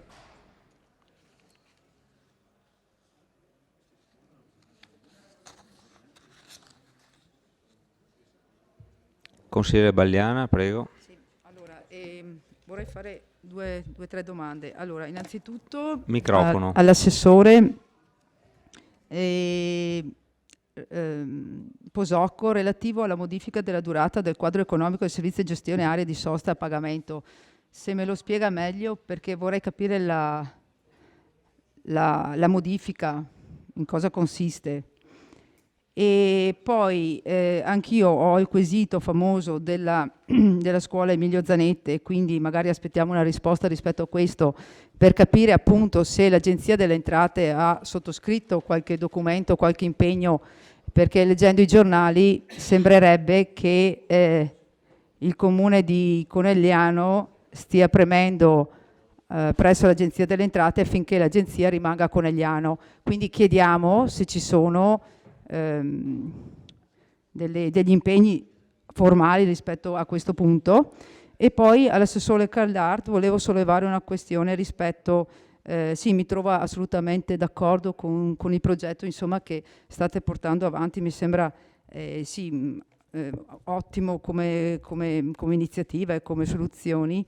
E volevo chiederle relativamente alla questione delle stazioni di posta e relative alle persone, all'alloggio per le persone senza fissa dimora, perché è un tema che secondo me si sta presentando, è una problematica che sta aumentando in modo esponenziale anche sul nostro territorio, e purtroppo per varie condizioni, insomma, che le persone si trovano a dover affrontare, o questioni economiche o anche questioni magari di tipo familiare, e sempre di più anche questioni di tipo sociale, sempre di più, insomma, ci sono queste situazioni di persone che alla notte si ritrovano senza un posto dove andare a dormire, e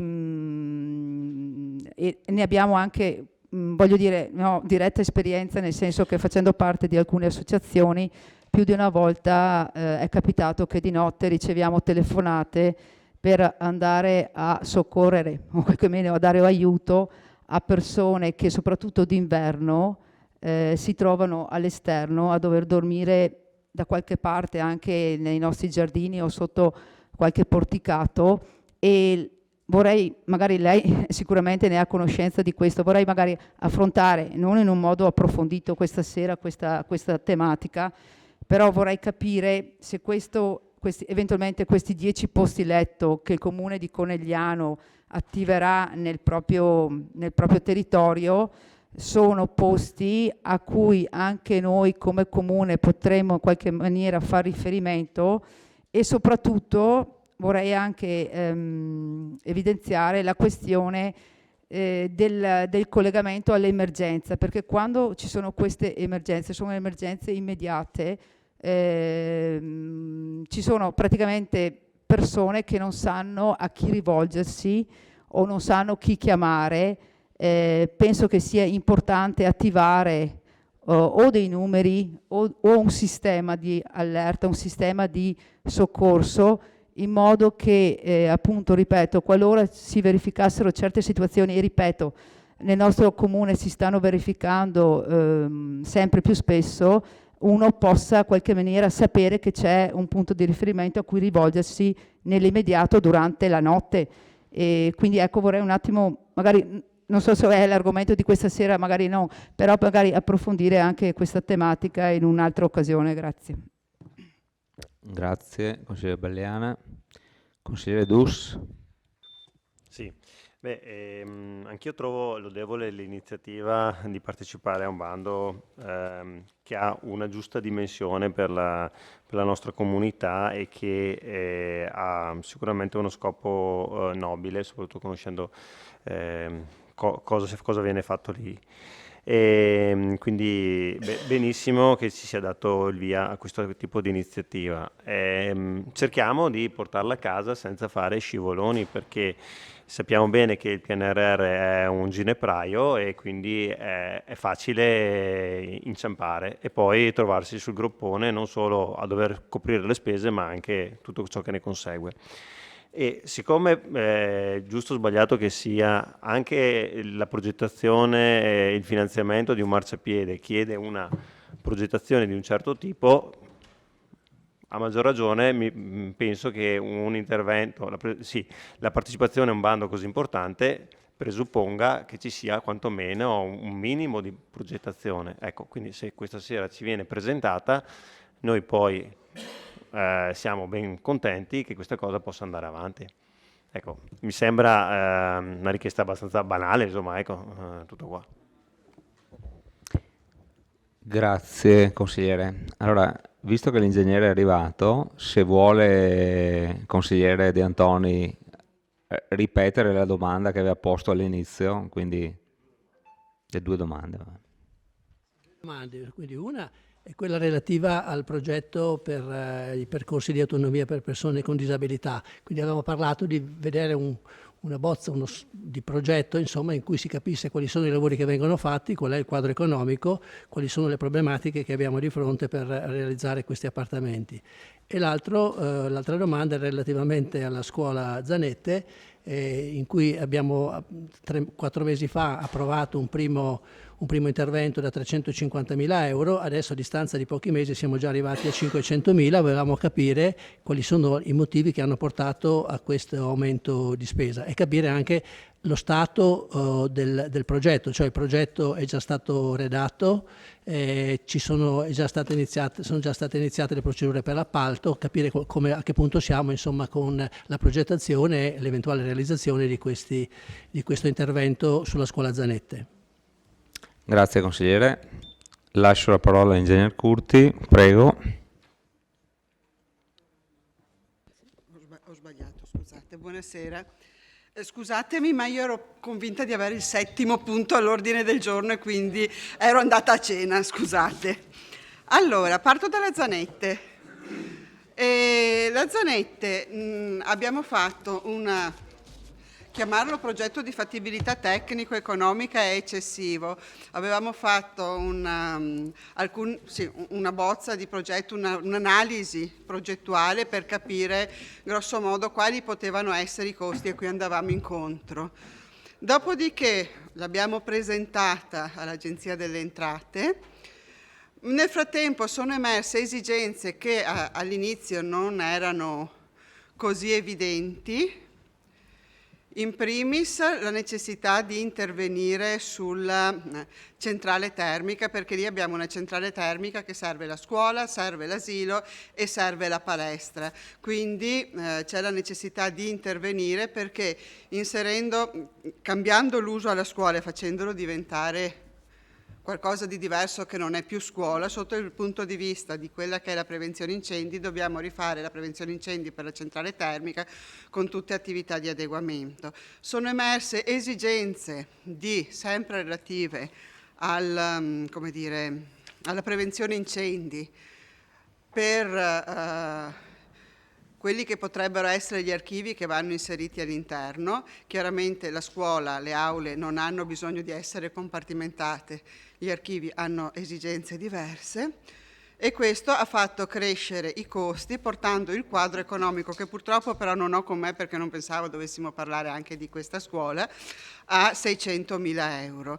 Siamo in fase di 500.000, sì, scusate. Siamo in fase di redazione del progetto definitivo, quindi abbiamo dato l'incarico a un pool di professionisti, abbiamo dato l'incarico per l'adeguamento alle norme antincendio e hanno fatto una parte dei lavori di rilievo e stanno procedendo di pari passo sia con tutte le attività di rilievo che con le attività di progettazione del progetto definitivo. Quindi chiaramente non siamo ancora a livello di fare la gara che verrà fatta poi sull'esecutivo, però per arrivare all'esecutivo dovremo avere prima il parere dei vigili del fuoco. Quindi per la Zanette il percorso è questo.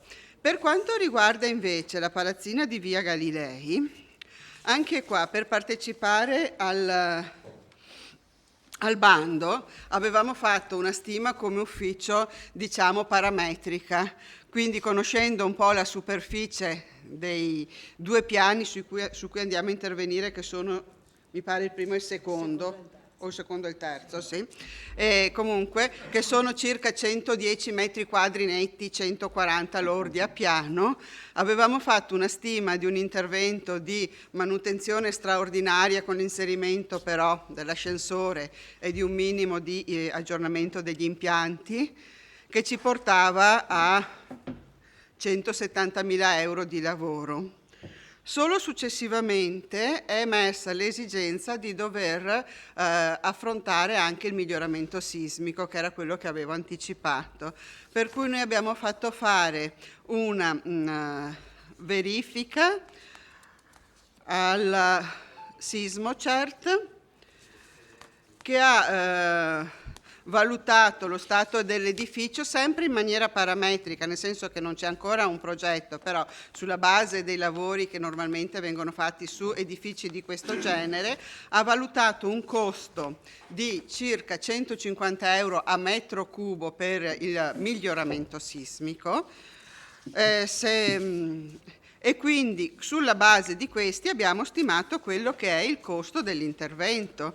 Costo dell'intervento che è stimato in circa 370.000 euro di lavori. Quando dico lavori è al netto di IVA e al netto di tutte le spese tecniche, gli oneri e quant'altro, quindi proprio solo lavori, a cui poi vanno sommate le spese di progettazione, le spese tecniche in generale, progettazione, sicurezza, direzione lavori con l'Audi, con oneri, IVA sui lavori, IVA sulle spese tecniche, spese di gara e imprevisti, e arriviamo quindi ai 600.000 euro che abbiamo messo a bilancio.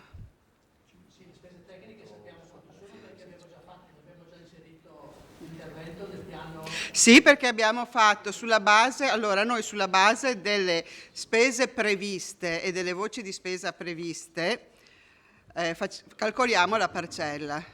E quindi sulla base della parcella poi l'abbiamo inserito nel biennale. 52.000 euro. Mm-hmm.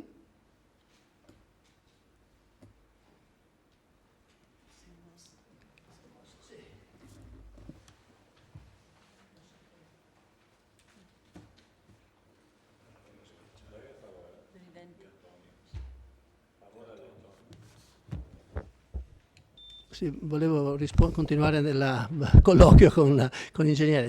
Sì, rispetto a un progetto di fattibilità, studio preliminare, come direbbe la normativa sui lavori pubblici, necessaria a questo tipo di progettazione per inserire l'intervento in un programma annuale delle opere pubbliche, mi sembra che sia diciamo poca cosa, ecco, non voglio fare, cioè spero che sia questa cosa sia questa, come dire, imperfezione o quasi, non voglio chiamarla in altro modo, sia legata alla fretta con cui dovete fare queste cose, perché per inserire un progetto da 600.000 euro credo che un approfondimento un po' maggiore ci dovrebbe essere, insomma, ecco, non mi sembra che, cioè, fissare 150 euro a metro cubo per l'adeguamento strutturale. Prego? Miglioramento o adeguamento? Miglioramento, e poi ci sono degli altri interventi anche, penso, sì, che siano comunque importanti, tutta la parte dell'ascensore, eccetera. Comunque, ecco, sì, il timore è che tra qualche mese verrà fuori che i 600.000 euro non bastano. Mi era sembrato che anche lei l'altra sera avesse detto che sì, diciamo, che siamo un po' tirati anche con questo importo, cioè il timore è che venga fuori che poi questi soldi non basteranno e dovremmo metterne degli altri. Comunque, ecco, capisco la fretta, capisco che questa cosa deve andare avanti, però secondo me ci dovrebbe essere un maggiore approfondimento quando inseriamo questi interventi nel piano programma annuale delle opere pubbliche. Questo da quello che leggo sulla normativa, insomma, ecco, poi mi rendo conto comunque che le condizioni in cui siete costretti a lavorare con tutti questi bandi a cui partecipiamo effettivamente non consenta l'approfondimento che sarebbe necessario per fare le cose in maniera più adeguata. Altri interventi? Non vedo prenotazioni. Prego, Vice Sindaco. Sì, nel servizio gestione area di sosta e pagamento passiamo sulla durata del contratto, prima erano 96 mesi, passano a 108. Stima dei costi, prima erano 75.000 il primo anno, 75 il secondo, per un totale di 600.000 euro, e adesso passano a 50 il primo anno, 50 il secondo, per un totale di 4,50. Grazie, Vice Sindaco. Più che costi.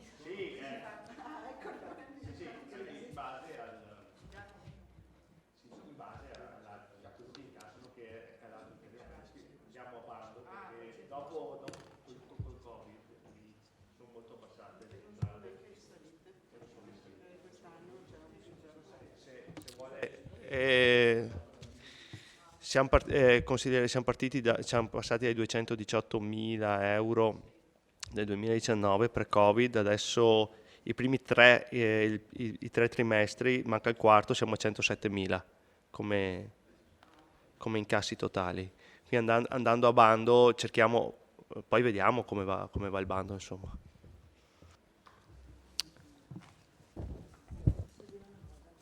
Sì, prego. Assessore. Sì, relativamente alla domanda che ha centrato benissimo uno dei problemi principali che abbiamo, cioè che è l'emergenza abitativa, sia per appunto casi come quelli da lei citati della notte, sia l'emergenza per le donne che subiscono violenza, che di solito succede che chiamano il venerdì sera, il sabato e la domenica, sia per le emergenze, Sindaco la sa lunga qua perché passiamo le giornate a cercare di risolvere i problemi di tutti coloro che in questo periodo vengono sfrattati dopo il blocco degli sfratti, è senza dubbio un tema su cui bisogna discutere. Però senza entrare nel merito, perché ci vorrebbe una serata intera di confronto, volevo specificare, forse non ero stata chiara, che tutti questi interventi, cioè tutti gli utenti di tutti questi interventi non sono legati al comune dove c'è il servizio, ma vanno a livello di ambito. Quindi è chiaro che questi posti della stazione di posta sono aperti a tutti, chiaramente in base alla disponibilità, perché ci sono momenti in cui ci sono anche, lo vediamo anche con le donne, posti disponibili, e momenti in cui si sovrappongono. Però certamente sono per tutti, quindi è già, diciamo, un polmone perlomeno di respiro. Poi il tema dell'emergenza non è assolutamente normato, nessuno ci ha mai pensato, è tutto da da studiare, da approfondire, c'è tantissimo lavoro a fare che non possiamo risolvere noi da soli o voi delle associazioni che già fate un lavoro pazzescamente utile. Infatti adesso c'è questo qui a Vittorio, c'è questo tavolo coordinato dalla Caritas, a cui fanno parte tutte le associazioni, tra cui anche 12 Ponti, e l'obiettivo lì non è tanto di agire sull'emergenza, ma di agire sulla sicurezza di avere una casa per coloro che sono in difficoltà. Quindi ci sono tanti fronti su cui si sta lavorando, tantissimo legato al volontariato. Questo bisogna dirlo, perché non ci sono delle norme di legge che dicono è compito tuo, quindi devi prendertelo in carico e con questi fondi. Grazie. Consigliere Dus. Sì, solo un focus sull'intervento di Via Galilei. Se non sbaglio c'è scritto da qualche parte che si parla di domotica. Siccome abbiamo l'esempio su degli appartamenti in Piazza Flaminio, cioè magari controllare, perché siccome non abbiamo il progetto e non sappiamo cosa viene fatto, che dopo la domotica non sia un problema per chi dovrà abitare quegli appartamenti, perché sennò spendiamo il triplo per avere una roba che dopo dobbiamo rimetterci in mano e la gente non può usufruire. Noi ridiamo, però alla fine è nata così la sua. Cioè, è una follia, ma è così. Sì, sui costi lei, ingegnere, si riferiva alla Zanette o a Via Galilei? I 4... Sì.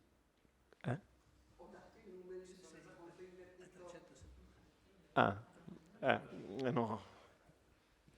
Ho invertito i due interventi. Allora Chiedo scusa. Allora, la Zanette siamo a 500 di quadro economico, quindi quando parlo di quadro economico, come dicevo prima, ci sono lavori, IVA, tutte le spese tecniche e quant'altro. Invece per Via Galilei siamo a 600. Sul discorso della domotica siamo assolutamente consapevoli, visto che li gestiamo gli appartamenti che sono stati fatti con i contratti di quartiere, quindi ci sarà a parte che per fortuna è scritto anche domotica, quindi mentre nei contratti di quartiere c'era un obbligo di fare questi interventi, qua staremo molto attenti a fare una impiantistica e quindi della domotica che serva effettivamente, senza andare a fare cose stratosferiche che poi non vengono utilizzate o non vengono utilizzate correttamente. Quindi conosciamo il problema. Grazie.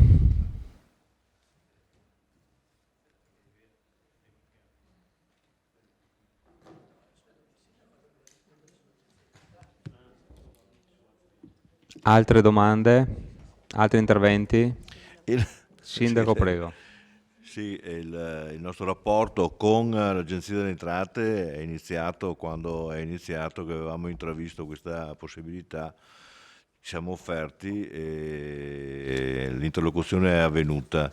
Mentre agli inizi la richiesta che ci veniva fatta era semplicemente di un certo tot di metri quadrati a fronte del posizionamento di poco più di 30 persone al lavoro, la cosa nel tempo è andata complessandosi sempre di più, facendoci rilevare, magari come diceva l'ingegner Curti, l'obbligo di spostare di posizionamento la caldaia, di dotare gli spazi di adeguate forme di protezione del fuoco per gli abbondanti archivi che sono previsti e anche prevedibili, per cui progressivamente si è andato complessando il tutto fin ad arrivare praticamente a pochi giorni fa in cui è stato definito completamente il necessario.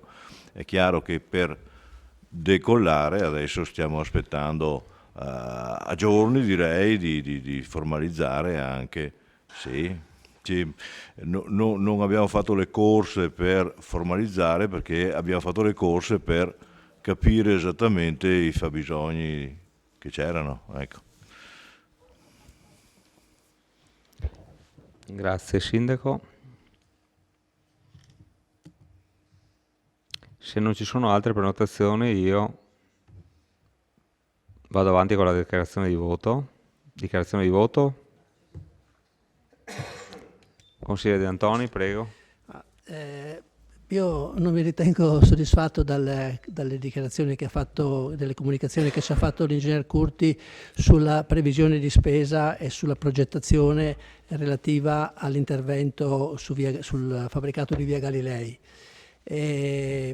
Diciamo che mi sentirei di essere ancora più rigido e dire che la cosa non dovrebbe andare avanti. Comunque, tenuto conto dei tempi previsti per il PNR e quindi della necessità diciamo, di procedere velocemente, tenendo conto dei tempi stretti e quindi anche del poco tempo che c'è stato a disposizione degli uffici per diciamo, predisporre questi elaborati, con l'impegno per il futuro, perché già la seconda volta che succede una cosa del genere, con l'impegno per il futuro di essere più precisi e di non cedere, di non cedere di fronte a queste carenze, io esprimo il mio voto di astensione.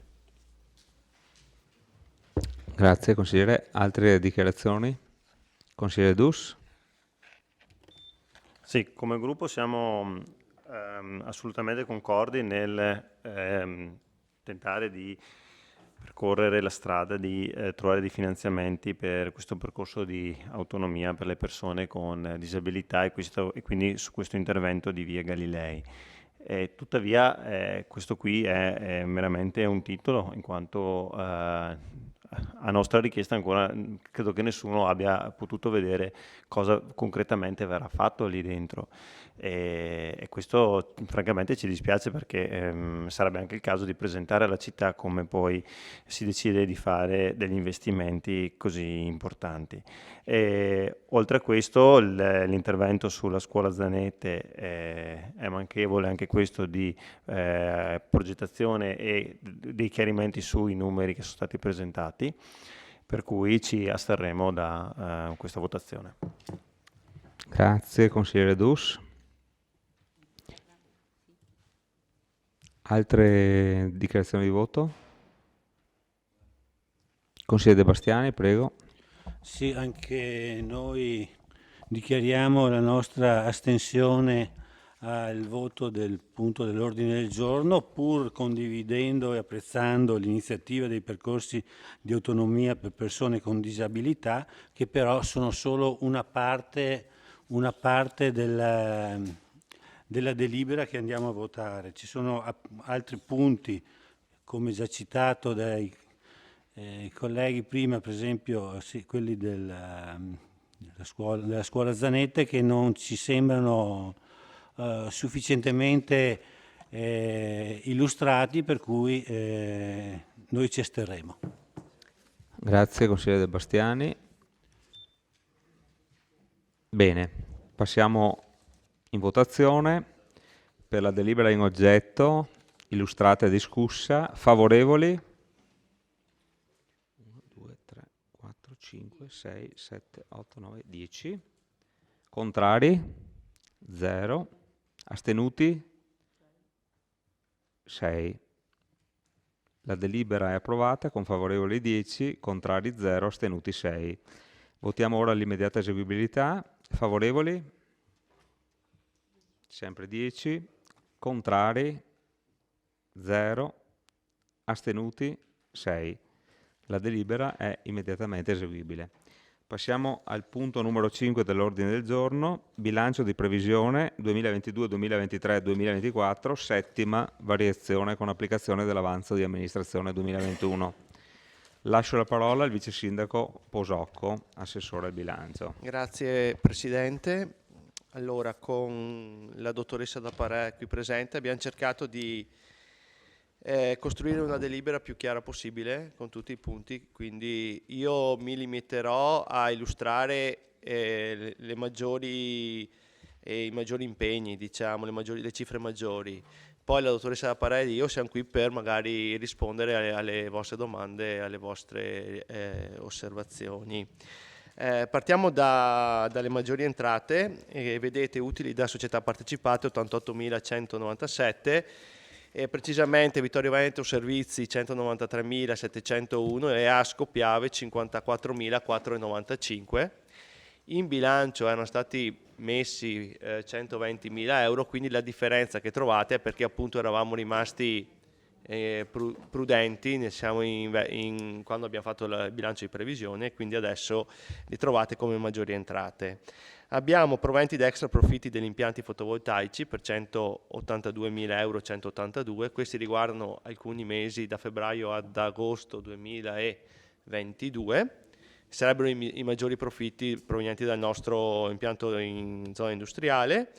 Per dire, vedete un rimborso spese da assicurazione di 50.000 euro, abbiamo chiuso un attimo con la compagnia, diciamo dopo le denunce dei danni avutesi nell'agosto del 2018, il Fortunale, se vi ricordate, aveva scoperchiato l'ATM, per dire quel temporale lì, e quindi ci arrivano adesso, abbiamo chiuso con 50.000 euro. E vedete anche un contributo statale per le utenze di energia elettrica e gas per 235.151. Andiamo maggiori spese in parte corrente, rimbalza il discorso fornitura calore stabili comunali per 301.144. Questo riguarda il discorso del gas, diciamo le spese previste per le utenze del gas da qui al 30 dicembre in più. Faccio per farvi capire meglio, parliamo di anno solare, non di anno termico 2021 rispetto al 2022. Nel 2021 in bilancio abbiamo speso circa per le bollette del gas 650.000 euro. 2022 siamo a 1.150.000. Ok? Quindi è vero ci arrivano dentro 235.000 come contributo statale, ma in realtà la spesa è molto molto più elevata, la spesa riguardo al gas. Con la corrente abbiamo il contratto bloccato fino al 30 di marzo, abbiamo attuato delle politiche di risparmio che hanno portato dentro dei benefici, specialmente sulla pubblica, di circa una media di 8.000 euro al mese, diciamo, di risparmio. Poi vedremo nel prossimo bilancio di previsione come affrontare il problema a seconda di come andranno le cose, e non fasciamoci la testa prima di romperla, come si dice. Come vedete, i 182.000 in entrata sono anche in uscita, quindi perché lo Stato, parlo degli extra profitti degli impianti fotovoltaici, lo Stato li vuole indietro. Vedremo come andrà il ricorso che abbiamo fatto. Poi ci sono una serie di spese, manutenzione, patrimonio arboreo, verdi, spese per il turismo, in cui qua il contributo per attività turistiche vanno dentro gli investimenti che pensiamo di fare riguardo alle manifestazioni previste per il Natale. In parte capitale, oltre al discorso dell'immobile appunto della palazzina per 600.000 euro finanziati con 350.000 euro di parte disponibile, vedete come 50.000 euro collaborazione incarichi professionali, gran parte di questi vanno per il progetto di fattibilità per la nostra intenzione sistemare tutto il percorso di Sant'Augusta dalle scalinate in cima, e quindi questo va dentro, la cifra maggiore va per questo incarico. Abbiamo interventi su aree pedonali, 60.000 euro, andremo l'ufficio dell'assessore Fasan ha intenzione di intervenire su diversi passaggi pedonali in città, e diciamo questo è il riassunto per i punti maggiori. Ecco. Poi siamo qui a disposizione per il resto. Grazie, Vice Sindaco. Apriamo la discussione.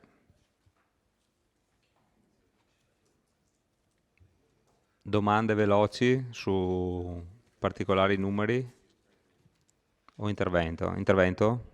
Subito? Bene. Prego, consigliere Dus. A un anno esatto di distanza volevo chiedere all'assessore Fasan, perché sono stato contattato da un cittadino vittoriese residente in Vallapisina, che mi dice di avere, come lei ha consigliato dalle pagine dei giornali, conservato i ticket dell'autostrada. A che punto è il rimborso?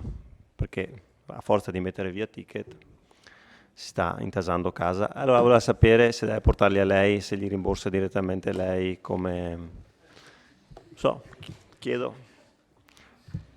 Ecco, poi era il 15/11/2020 l'articolo del giornale, cui lei dice queste cose.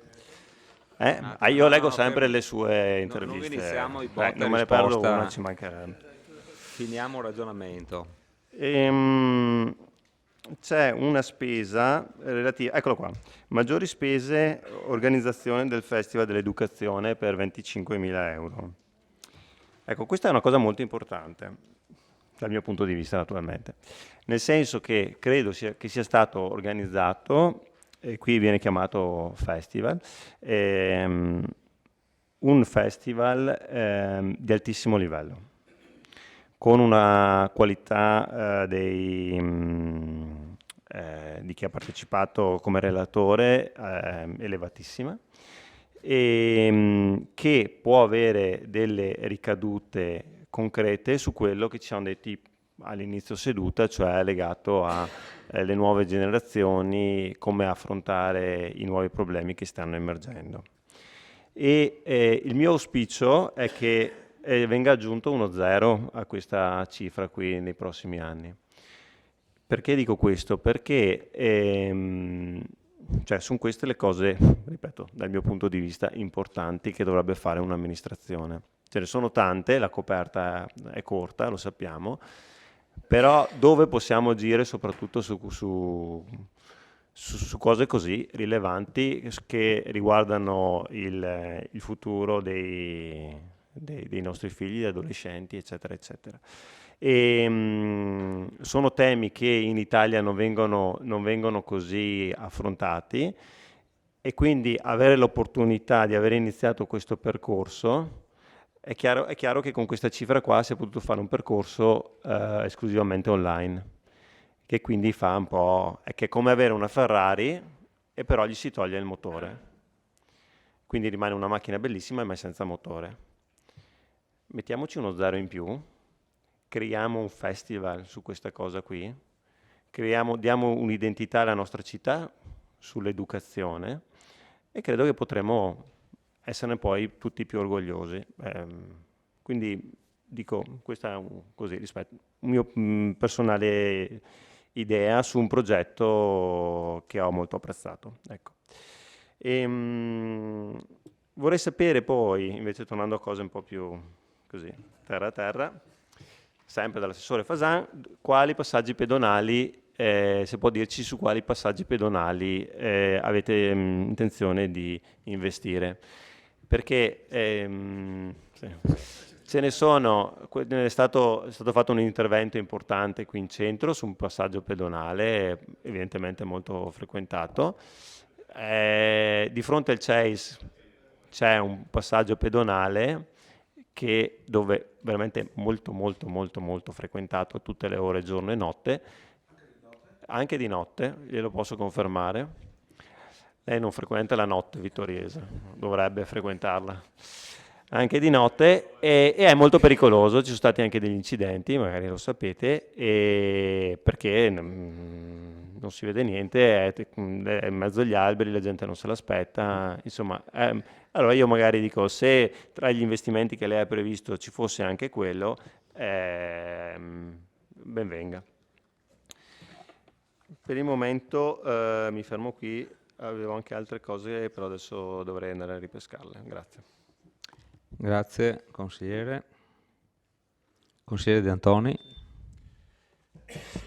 Sì, alcune considerazioni su alcune voci e alcune richieste di integrazione di informazioni che avevo chiesto anche in commissione. Il primo punto su cui mi soffermo sono quell'investimento, maggiori entrate per partecipati, 88.000. Avevamo detto in commissione se era possibile sapere quali erano tutte le entrate delle partecipate previste, e poi avevo chiesto io quanti erano i trasferimenti di utili che erano stati trasferiti da Vittorio Veneto Servizi complessivamente quest'anno. Sì, vabbè, se è possibile, se no me lo direte, era una curiosità.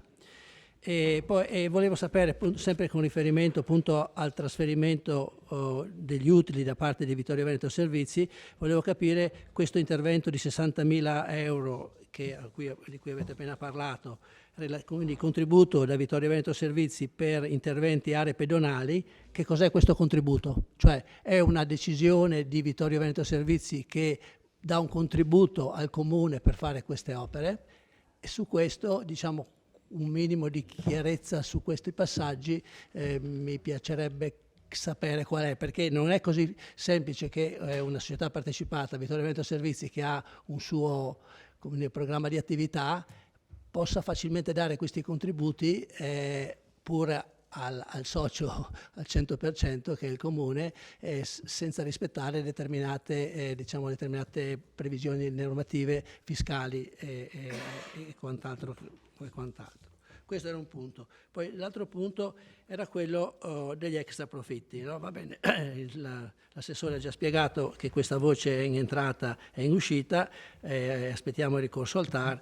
Io su questo tema volevo esprimere, su questo punto degli extra profitti, volevo esprimere il mio dissenso per la decisione che la Giunta ha assunto di fare ricorso al TAR.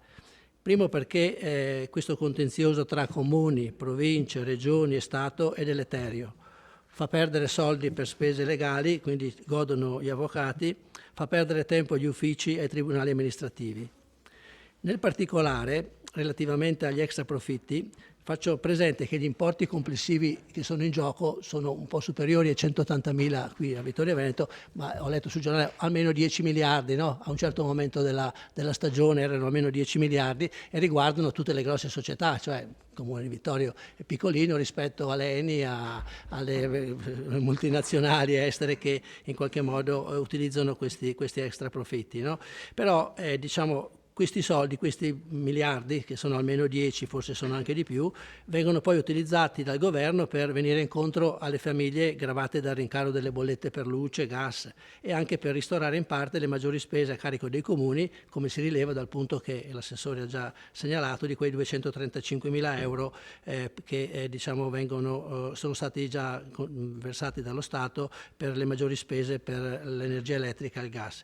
Quindi un ricorso di questo tipo, a mio avviso, è inopportuno, considerato soprattutto la condizione economica generale in cui siamo. Cioè, io capisco il disappunto per questo prelievo forzoso che la GSE vi fa, no? E tant'è che, se ho capito bene, per i prossimi non ve li dà nemmeno gli extra profitti, li tiene direttamente. E capisco che sia una cosa, diciamo, che dà fastidio. Però dall'altro punto noi siamo un piccolo comune sui 8.000 comuni che ci sono, in cui ci sono 25.000 abitanti rispetto ai 57-8 milioni quanti sono in tutta Italia. Cioè, io credo che lo Stato debba tenere conto di questa cosa e quindi da un lato porta via qualche cosa a quelli che hanno avuto la fortuna di avere questi impianti, ma dall'altra sta ritornando soldi. Ecco, quindi questi ricorsi al TAR contro lo Stato costano, perché costerà l'avvocato, costeranno le spese del TAR, eccetera. Alla fine magari la vinciamo anche, però di fatto è una vittoria di Pirro, perché dietro ci sono gli altri 8.000 comuni o quanti saranno, e ci sono gli altri 57 o 58.000 milioni di abitanti che stanno lottando ogni giorno con questi problemi legati ai maggiori costi delle bollette. Quindi lo Stato deve mantenere questa visione complessiva e deve poter intervenire nelle situazioni più gravose. Quindi questo ricorso, che non riesco a giustificarlo, e mi dispiace che l'abbiate fatto. Poi chiaramente la responsabilità poi è della Giunta, che ha deciso di farlo, e quindi non posso entrare più nel merito. Un altro punto su cui volevo soffermarmi era il contributo del PNRR per l'innovazione digitale. Ci è stato riportato in bilancio i 327.000 euro in più che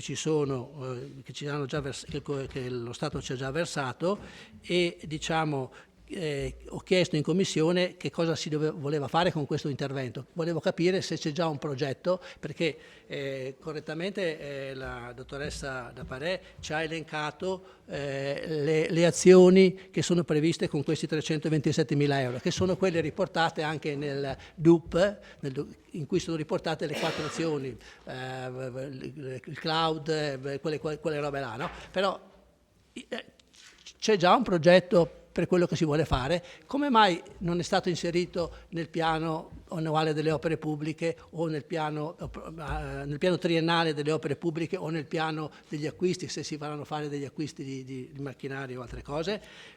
Questa cosa mi risulta un po' strano, anche perché alcuni degli interventi che sono previsti dovranno essere realizzati entro settembre-ottobre del 2023, quindi sarebbe stato forse opportuno, ma forse verrà fatto nel prossimo Consiglio, inserire anche questo importo con un minimo di progetto di massima che dica come vengono spesi, insomma, cioè che cosa si vuol fare, perché di non ritornare a un pezzo di carta in cui ci sono 4 numeri che non si capisce che cosa sono. C'erano altri 2 punti che avevo rilevato anche in commissione che riporto oggi. Mi ha fatto un po' specie vedere che c'è una minore spesa per il funzionamento dei musei di 10.000 euro, ricordando le dichiarazioni che anche l'assessore ha fatto in consiglio, alcuni consigli fa, in cui diceva che rispetto alla richiesta che era stata fatta forse dal consigliere De Bastiani, sul fatto che i musei non erano aperti durante la settimana o comunque nelle feste più importanti, comunque alla fine risparmiamo 10.000 euro che forse potevano essere utilizzati per garantire un'apertura più lunga di queste nostre strutture. E l'altra cosa che mi ha fatto, che non riesco a capire, è come mai le direzioni didattiche abbiano potuto risparmiare 21.186 euro per la fornitura di calore quest'anno, cioè tutti stiamo spendendo il doppio o il triplo di quello che abbiamo speso l'anno precedente. Come mai la direzione didattica, c'era un errore di stima, non capisco proprio come possa essere successo, pazienza. E poi ok, vabbè, non torno sul discorso, lascio stare il discorso dei 600.000 euro perché ormai abbiamo già detto troppo. Grazie. Altri interventi?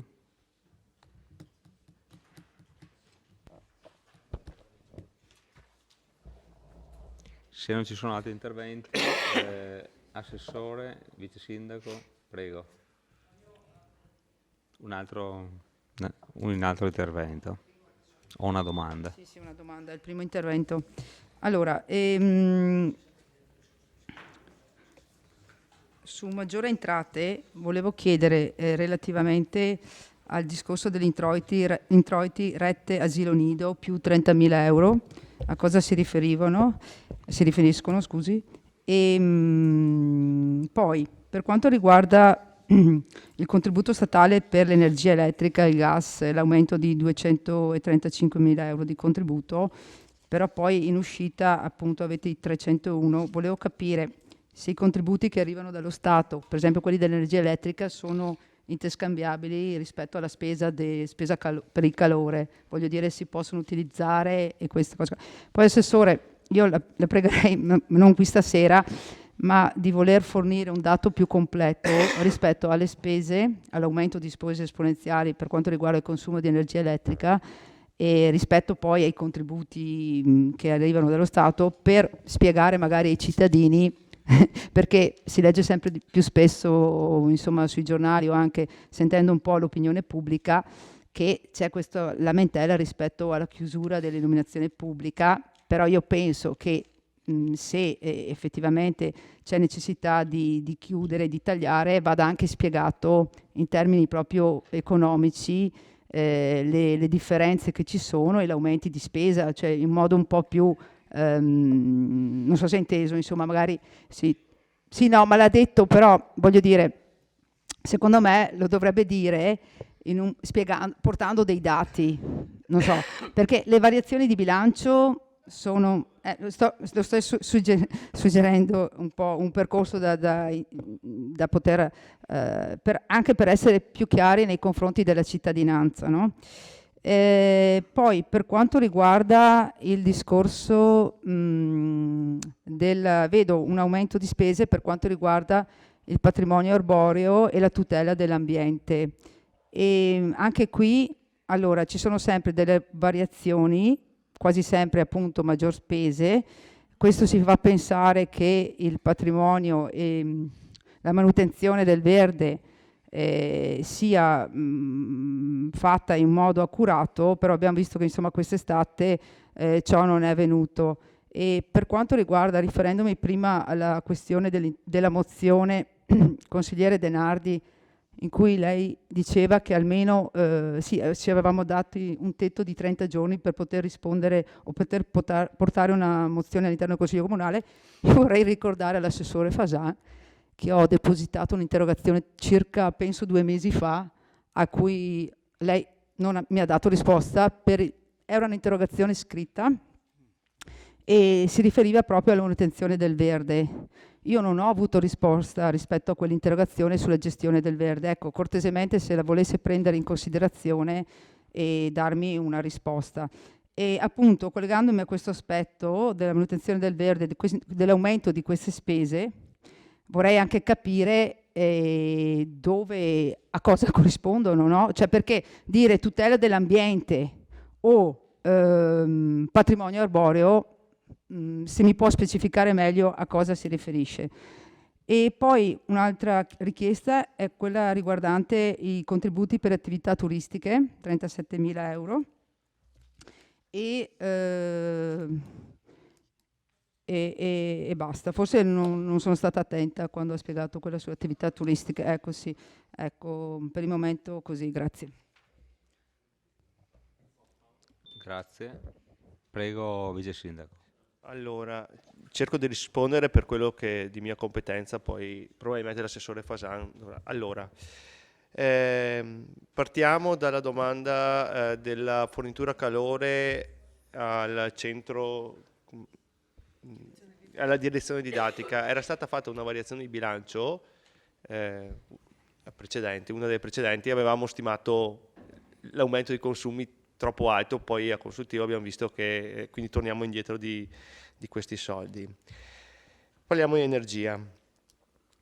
Allora, 2021 650.000 euro di gas, ok? Più circa 600, non sono precisissimo, ma circa 700.000 euro di spesa per l'energia elettrica. Parlo di anno solare, anche se il gas va a cavallo, vabbè. 2022 siamo a 1.150.000 euro per il gas, ok? Per l'energia elettrica contiamo di risparmiare circa 90.000 euro, quindi andiamo a 6. Apro una parentesi, si parla tanto di sostenibilità, noi con gli extra profitti del nostro impianto, con un impianto a 1 megawatt, ci pagavamo tutta l'energia della città, ok? Quindi ci riempie tanto come tutti la sostenibilità. Abbiamo il comune, riesce a prodursi energia per far andare avanti tutto, no, ci tolgono gli extra profitti, quindi su questo, ma poi il sindaco risponderà meglio al consigliere De Antoni. Ecco, in questo senso. Quindi ci sono arrivati 235.000 euro, è vero, però insomma siamo ancora, ne abbiamo già una spesa sicuramente di 400.000 euro superiore solo per il gas. Nel prossimo 2023, che il contratto con il fornitore di energia elettrica non sarà più bloccato, ci sarà un aumento esponenziale, andremo ad affrontarlo col prossimo bilancio e poi col mondo come verrà avanti vedremo come affrontarlo. Quindi questo. Rete asilo. Quando abbiamo fatto la previsione del bilancio eravamo in epoca ancora Covid, quindi abbiamo fatto la previsione di bilancio con le rette dovute a come se il nido non fosse al massimo della capienza, perché quando in quel periodo, quindi abbiamo anche là sottostimato un attimo le rette, poi fortunatamente le cose sono andate bene e quindi ci entrano 30.000 euro in più. Al volo volevo dire che siamo riusciti a portare a 64 i bambini. Da 60? Sì, a 64. Ok. Contributi in ambito attività turistiche, abbiamo inserito 37.500 euro, avevamo intenzione di fare una manifestazione che non so se va in porto, come il Festival del Cioccolato qua in piazza, e poi ci sono i contributi, faremo un bando per le attività che riguardano il Natale. L'idea nostra è di fare un bando in cui di creare un qualcosa di diffuso in ambito comunale che coinvolga anche i quartieri un po' periferici. Senz'altro qua in centro ci sarà la presenza di una festa un po' maggiore, ma cerchiamo di coinvolgere le periferie con degli spettacoli magari teatrali che riguardano il Natale. Questa è la nostra idea, di coinvolgere, di dare un connotato, per dire, sui nostri centri storici particolare, che venga risaltato anche l'aspetto storico-culturale dei quartieri. Non dimentichiamoci delle periferie, non dimentichiamoci dei quartieri più abitati, San Giacomo, San Pietro e Paolo, piuttosto che Costa Meschio, e quindi faremo un bando, non abbiamo ancora deciso in che maniera, però che ci sia un Natale non tanto sfarzoso, ma più a misura di anno in cui abbiamo delle difficoltà. Faccio un esempio, le luminarie, ci tengo a dirlo perché è giusto che lo sappiate. Una luminaria, un filo, costa, ok, quindi col contributo del comune ma col contributo dei commercianti, 200 euro. Moltiplicatelo per le 124, l'anno scorso erano luminarie, fili che c'erano in città, capite la spesa. Quindi il ragionamento quest'anno è stato fatto, va bene spendere, è il caso di spendere i 200 euro più la corrente, che se è del comune costa come l'anno scorso, però in molti si attaccavano in un contatore del privato a cui magari è aumentata tantissimo l'energia. Quindi la scelta è stata fatta in un'altra maniera. Ecco, quindi il budget è metà dell'anno scorso. Spero di aver risposto agli utili delle società partecipate. Allora, Vittorio Veneto Servizi 193.701, Asco Piave 54.495. Poi abbiamo chiesto in tema di sicurezza per riguardo appunto a intervenire sulle aree pedonali un contributo alla Vittorio Veneto Servizi, un contributo straordinario di 60.000 euro. Un contributo straordinario di 60.000 euro, quindi che ce l'ha dato con il progetto di intervenire sulle aree pedonali.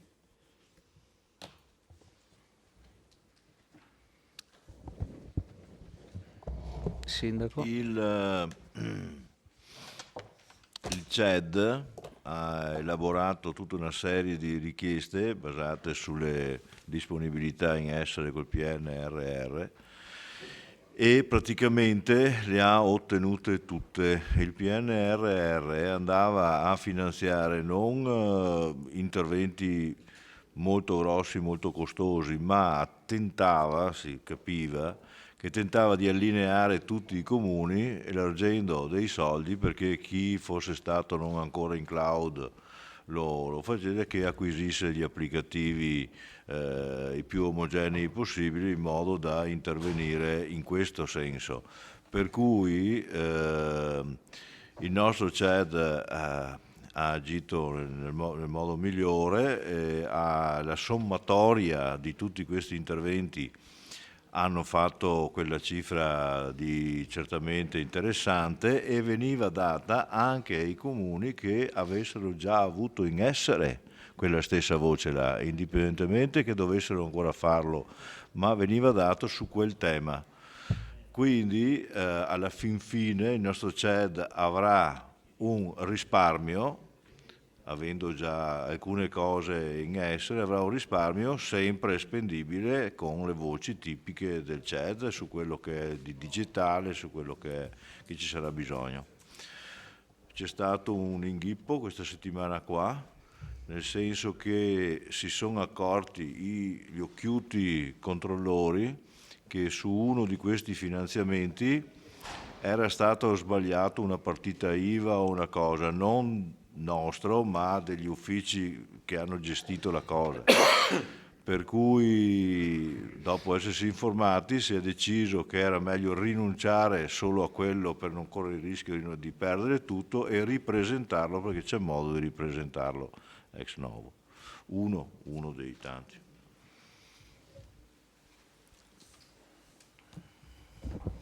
Guarda che l'assessore Antiga. Assessore Antiga, venga qua cortesemente, questo è il tavolo della giunta. Si sposta l'assessore Galdart. Sì,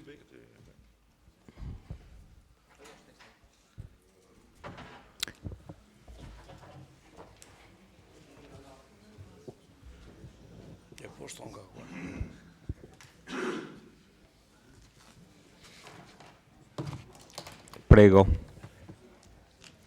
Grazie Presidente, era solo per dare una risposta al consigliere De Antoni in merito all'eventualità o meno di fare il ricorso verso il GSE per gli extragettiti. Ovviamente quello che dice il consigliere è una cosa che può avere il suo senso. Visto dall'altra parte per un comune che ha fatto un investimento nel 2010 per un impianto fotovoltaico e che è entrato nella vendita della corrente all'Enel o a chi sarà destinata, siamo entrati a 0,12 come comune e poi sempre legato per il gas calava, ci hanno portato a 0,04, adesso perché il gas è aumentato non per i grandi numeri ma per tutti quelli che superano i 20 kW ha detto l'extragettito va tolto e decidiamo noi quant'è il prezzo corretto e hanno definito 0,058. Ovviamente di fronte a questa cosa credo siano stati un tsunami di ricorsi, i ricorsi sono più di 1 milione ovviamente in merito alla cosa, tant'è che il governo oggi sta cercando di cambiare o comunque di cambiare tiro non rispetto a chi ha fatto 22-23 kW che magari l'aveva fatto per una casa o per un'aziendina che quando era 0,04 andava bene per il gas era giù, oggi che magari qualcosa in più hanno guadagnato, gli fa il tolto, ma stanno vedendo, e secondo me giustamente, con le aziende energetiche che hanno speculato in tutto il discorso energia e io credo che lì ci sia il tema e i grandi numeri, perché noi come comune ovviamente abbiamo quasi 1 megawatt e quindi ci sono i numeri importanti che ci hanno assicurato ad oggi di avere un costo di energia anche di entrata che andava a compensare quello in uscita. Però chi ha i 20, 22, 25 kW magari dice ho fatto un investimento importante, quando il gas è calato mi hai azzerato praticamente la mia vendita, oggi che aumenta qualcosa in più perché mi viene a dire? E quindi o mi fai la revisione fino al 2010 e mi ricalcoli il tutto, se no magari è anche troppo facile, forse è per quello che ci sono questi milioni. Ad ogni modo il ricorso credo sia dovuto, anche perché se e speriamo di aver ragione in questa cosa, i soldi, sentito poi anche il dibattito precedente con l'assessore Caldart sociale e anche c'è bisogno di denaro da investire perché mancano risorse, quindi se rimangono è sol che bene. Grazie. Grazie Assessore. Sì, prego. Vittorio mi pare abbia già dato nell'evitare i ricorsi, no? 1,2 milioni l'abbiamo lasciato che si poteva portarlo a casa. Basta adesso, no? Cerchiamo di fare anche noi come gli altri. Assessore Uliana, prego. Sì, io volevo rispondere al consigliere De Antoni in merito a quei 10.000 euro a cui lei faceva riferimento. Quei 10.000 euro sono derivati dal ribasso d'asta della gara d'appalto che è stata fatta per l'assegnazione ai musei quando abbiamo fatto appunto la gara per l'affidamento della gestione e quindi quei 10.000 euro sono stati spostati da un capitolo che recita spese di funzionamento musei ad un altro spese di funzionamento della biblioteca e dell'archivio perché nel frattempo, cioè l'8 dell'11, abbiamo avuto la comunicazione dalla Regione di essere stati assegnatari di 2 finanziamenti su 2 progetti di una gara che abbiamo presentato appunto di un bando a cui abbiamo partecipato in Regione che riguardano la biblioteca. Uno riguarda il restauro di materiale d'archivio pergamenaceo e cartaceo dal 3 al 700 e un altro un progetto che riguarda i gruppi di lettura, quindi sono stati spostati in quel capitolo, quindi sempre all'interno della cultura si rimane, solo che da funzionamento dei musei a funzionamento della biblioteca. Grazie Assessore. Assessore, facciamo rispondere all'Assessore Fasan e dopo vi passo la parola. Grazie Presidente. Risponderei per prima alla consigliera Bagliana che mi accusa di non aver risposto a una interrogazione scritta. Chiedo scusa, ma non ho ben presente questa interrogazione scritta, però ricordo bene. No, prendiamo nota e facciamo rispondere. Ma io risponderò sicuramente per Assolutamente. iscritto, ma siccome abbiamo fatto varie telefonate, pensavo che la mia funzione fosse stata assolta con quello che ti avevo spiegato. Ci siamo parlati varie volte, no? Di Verde.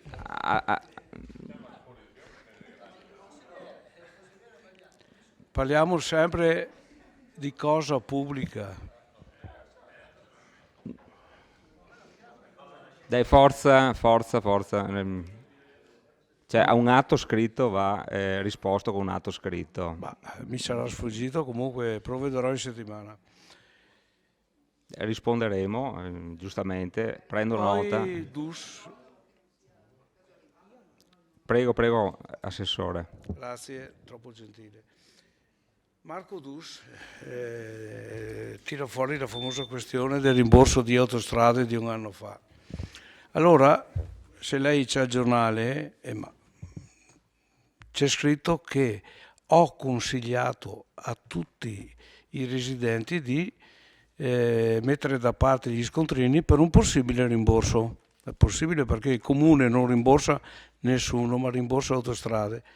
E il sindaco mi è qui testimone, agli incontri che ho fatto con Autostrade c'era la promessa del direttore per i residenti e solo per i residenti del rimborso di Autostrade. Hanno cambiato il direttore, no, è la verità. Ho sollecitato varie volte, però soldi del bilancio del comune di Vittorio Veneto non ne tiro fuori, al massimo paga ANAS o Autostrade. Direi ANAS perché l'interruzione della statale obbligherebbe ANAS a cercare un percorso alternativo non a pagamento, ma insomma no. Ecco, io vorrei anche dirti un'altra cosa, Marco. Nel 2016 quella frana è venuta giù, questa volta in 10 giorni è stata riaperta e è stata chiusa solo di notte, no? Ma quella volta nessuno è stato rimborsato quando eri tu qui, notevole consigliere di maggioranza, no? Ti sei mai impegnato a domandare a Autostrade di rimborsare i residenti del pedaggio? Probabilmente no. Scusate se sono un po' formale stasera, ma chiederei all'assessore Fasan di rispondere dando del lei perché il consigliere Dus si è rivolto dando del lei, quindi non siamo in un'osteria, siamo in un consiglio comunale. Qua mutuo. È talmente la nostra conoscenza che mi sarà Scusate un attimo, tu. la forma è Comunque, anche sostanza e quindi cerchiamo di mantenere un po' di forma almeno all'interno di quest'aula che è consigliere un'istituzione. Dus, chiedo scusa. Ecco, prego, ecco, Assessore Fasan. Seconda domanda, parliamo delle strisce pedonali protette illuminate.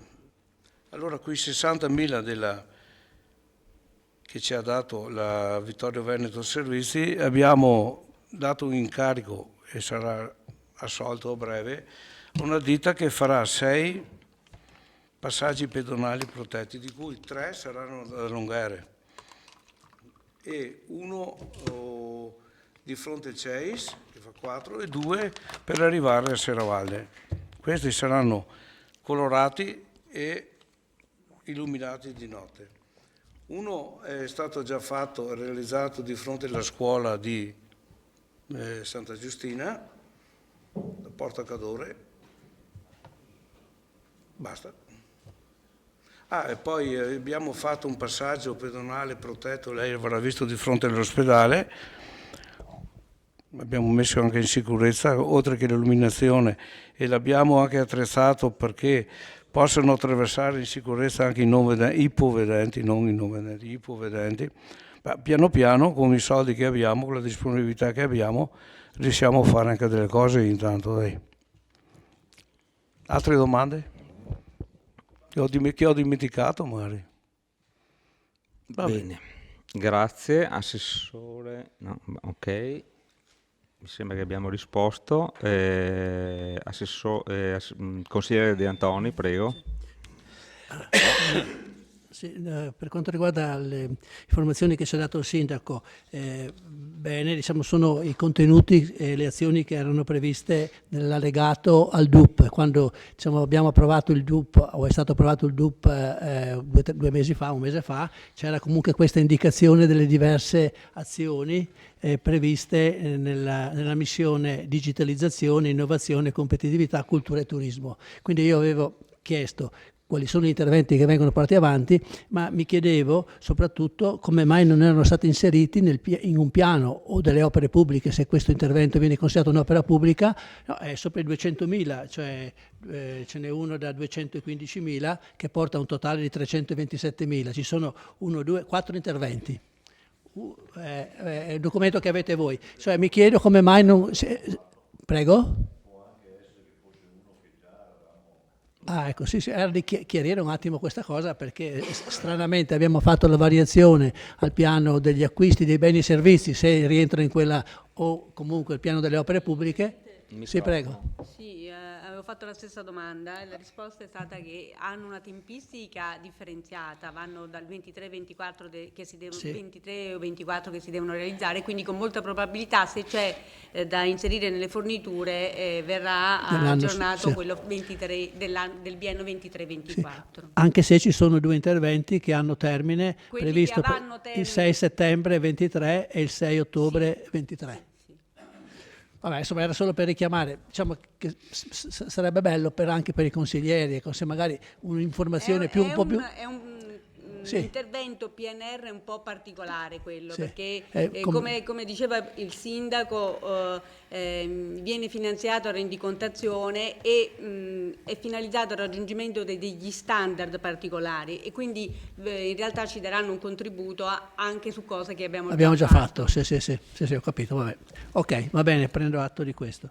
Per l'assessore alla cultura, cioè, è stata quindi presa una decisione di, visto che ci sono dei risparmi sulle spese per il funzionamento del museo, proprio quindi per il mantenimento, per la gestione delle aperture, no? C'è stato un risparmio di 10.000 euro, questi soldi non sono stati impiegati per quell'attività per cui erano stati previsti, sono stati utilizzati per un progetto della biblioteca, ho capito bene? Allora ecco, scusi, anche perché, scusi ancora, sempre nella variazione ci sono minori spese per 5.000 euro per la gestione delle biblioteche e attività culturali, quindi ci sono, leggo, complessivamente 15.000 euro, poi ci sono anche 3.000 euro per il teatro da ponte, ma comunque almeno 15.000 euro che competono all'assessore cultura, e di fronte quindi all'osservazione che avevamo fatto, perché non tiene aperto il museo in certe festività, o comunque prolunga l'apertura in certe giornate, c'era stato detto che non ci sono risorse, cioè le risorse ci sono, ma si è preferito utilizzarle per fare un'altra cosa. Io capisco così. Bene, lascio la parola all'assessore Uliana. Mi pareva di essere stata chiara, ma evidentemente... Allora, no, ma ripeto, non c'è nessun problema. Quei 10.000 euro sono il ribasso d'asta che c'è rimasto. La gara d'appalto è stata fatta su un determinato orario di apertura, che ha previsto tra l'altro un giorno in più per il Museo del Cenedese. Quindi ci sono avanzati quei 10.000 euro, non avremmo potuto con quei 10.000 euro fare altro, voglio dire, perché la gara d'appalto è stata fatta ed è stata assegnata con quelle caratteristiche.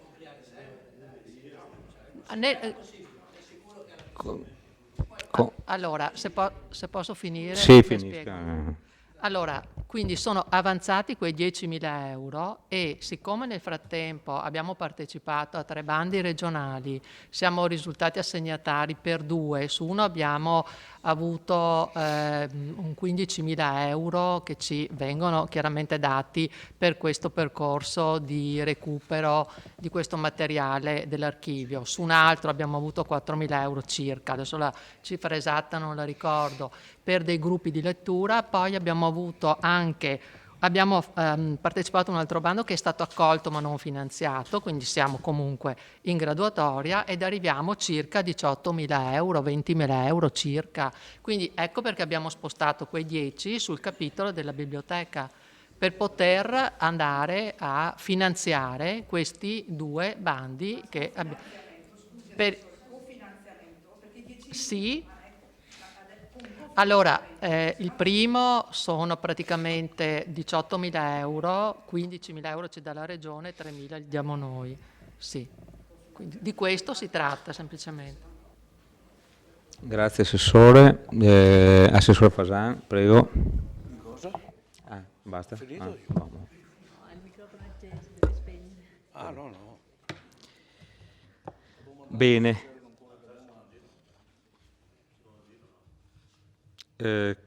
Consigliere, giusto, un secondo intervento, prego. Dunque, Assessore Fasan, io credo che non sia colpa sua, ma del tempo che le toglie un po' di smalto. E chi sta seduto qui aveva previsto le sue risposte.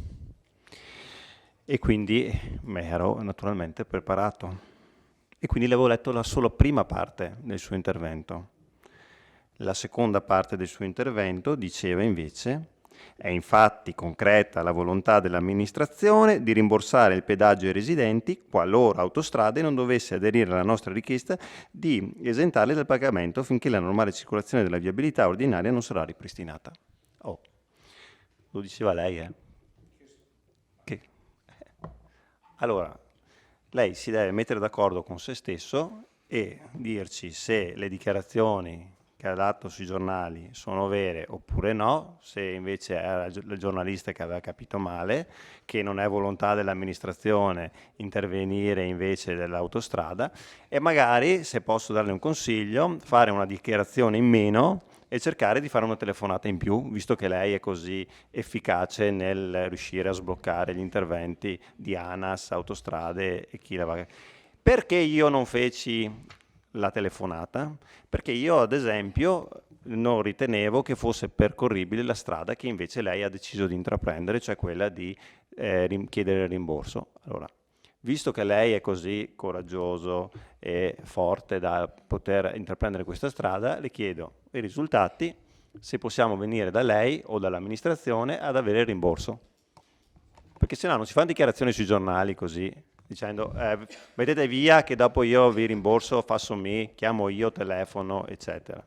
Che alla fine rimangono i titoli sui giornali, però i problemi rimangono sulla carta. Per quanto riguarda l'intervento sull'ospedale, su questo avrei qualcosa da dire, non mi pare un intervento proprio eseguito da regola d'arte. Secondo me era meglio la soluzione che stavamo intraprendendo noi, quella della rotonda, pur coi limiti che aveva di portare via dei parcheggi. Poi, questa è la mia personale opinione. Natale. È vero, siamo in spending review, questioni energetiche rilevanti, però le casette sono state un risultato importante che ha animato il centro nel periodo natalizio. Decentrare quell'attività là, quindi fare delle casette Ceneda o a Meschio, non si fa, le facciamo tutte qua, perché l'anno scorso c'è stato un momento dove sono state delle casette un po' dappertutto, e però secondo me, siccome non siamo, se andate a vedervi il DUP all'inizio c'è l'anagrafica della popolazione vittoriese, e guardate qual è la fascia che frequenta le casette, soprattutto nell'orario notturno, non è che parliamo di milioni di persone, quindi se iniziamo a spostarli 10 di qua e 5 di là, qui è una miseria e di là si piange, ecco. Quindi se possiamo concentrare qua... Grazie consigliere. Assessore. Rispondo al consigliere Dus, che è sempre così arguto e pungente nelle sue osservazioni, specialmente in questo caso del rimborso di Fadalto. Allora, lei dovrebbe dirmi in che scheda del comune, del bilancio del comune di Vittorio potrei andare a cogliere No, io non l'ho detto, l'ha scritto il giornalista, che è un'altra cosa, e lei sa benissimo come funziona qui, no? Che i giornalisti fanno la loro parte, ecco. Allora non è il primo caso che Autostrade rimborsa, hai capito? È già successo, siccome ho lavorato qualche anno in autostrada, i miei rapporti con Autostrada sono più che buoni, e c'è una parte d'Italia che d'estate fanno questo rimborso al comune di Pescara, mi sembra, no? Che adoperano l'autostrada e vengono rimborsati i soldi che pagano, anche perché nel biglietto di autostrada è solo il 50% autostrade e il 50% è IVA, AISCAT e altre voci. Pertanto io non capisco dove vuoi arrivare, però sì, fai un po' di pretestuoso. Vabbè.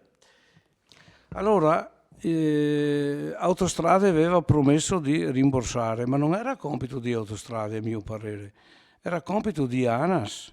Autostrade poteva rimborsare, questa era l'idea, con delle schede gratuite da 25 euro gratuite, e uno faceva il transito, metteva dentro la tessera e pagava in quel modo lì. Poi è andato perso questa opportunità, non per colpa dell'amministrazione che era sollecitato varie volte ma non ha avuto risposta. Però io credo che per i cittadini di Fadalto è meglio un'amministrazione che domanda rimborsi che un'amministrazione che pensa che Autostrade non dia rimborso.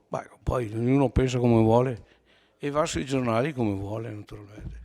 Grazie. Grazie Assessore. Consigliere Denardi, prego.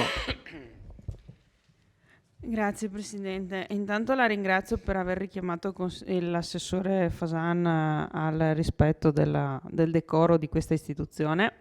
Mi pare che sia servito a poco, visto che ha ricominciato a dare del tuo al consigliere Dus, ma d'altronde è una sua abitudine, tanto che io stessa una volta mi lamentai del fatto che si riferiva tendenzialmente ai consiglieri donna nel precedente mandato con il tu e con il nome di battesimo, cosa che non faceva con i consiglieri uomini, perché si sa, le donne sono sempre minus quam e quindi andava bene così.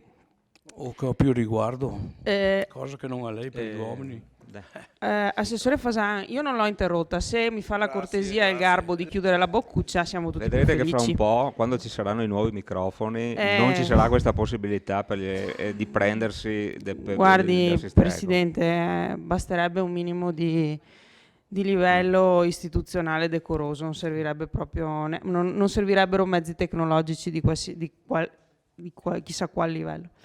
Comunque le dichiarazioni dell'assessore Fasan ai giornali, che si ricorda dopo 2 anni di smentire, ma all'epoca si guardò bene da smentire, mi ricordano, e in questo mi sovviene quello che lei Presidente, quello che dichiarò nello scorso mandato, in cui accusò la giunta Tonon di avere una malattia che si chiama annuncite.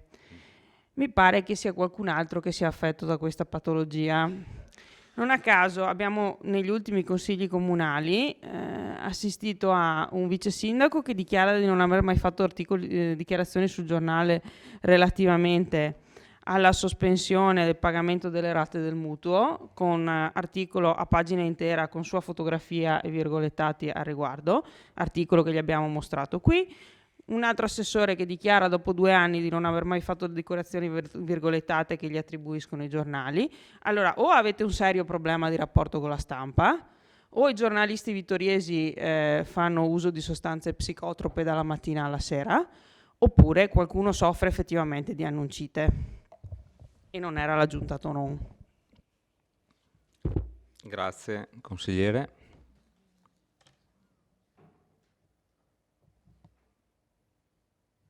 Altre prenotazioni?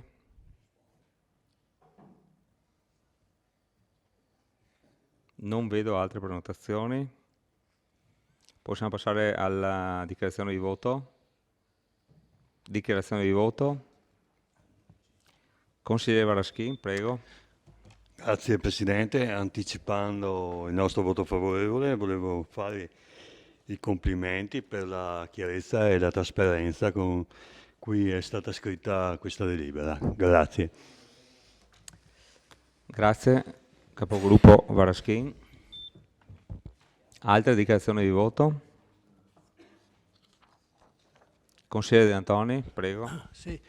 Comunico la mia astensione dalla votazione su questa delibera, in quanto non condivido quegli aspetti che abbiamo sottolineati relativamente agli extra profitti, quindi non condivido il fatto che la Giunta abbia fatto ricorso e che quindi si sia messa contro lo Stato, che comunque garantisce tutta una serie di stanziamenti e di finanziamenti per tutte queste difficoltà che comuni e cittadini hanno a causa dell'aumento delle bollette. Grazie consigliere De Antoni. Altre dichiarazioni? Non ce ne sono. Passiamo alla votazione per la delibera in oggetto. Favorevoli? Sindaco? 10 favorevoli. Contrari? 2. Astenuti? 4. La delibera è approvata con favorevoli 10, contrari 2, astenuti 4. Votiamo per la immediata eseguibilità. Favorevoli? 10. Contrari? 2. Astenuti? 4. La delibera è immediatamente eseguibile. Passiamo al punto numero 6 dell'ordine del giorno, Asco Holding, partecipazione all'assemblea del 17 novembre 2022, autorizzazione all'acquisto e disposizione di azioni Asco Piave SpA e all'acquisto di azioni proprie. Chiedo all'assessore Antiga di illustrare la proposta di delibera.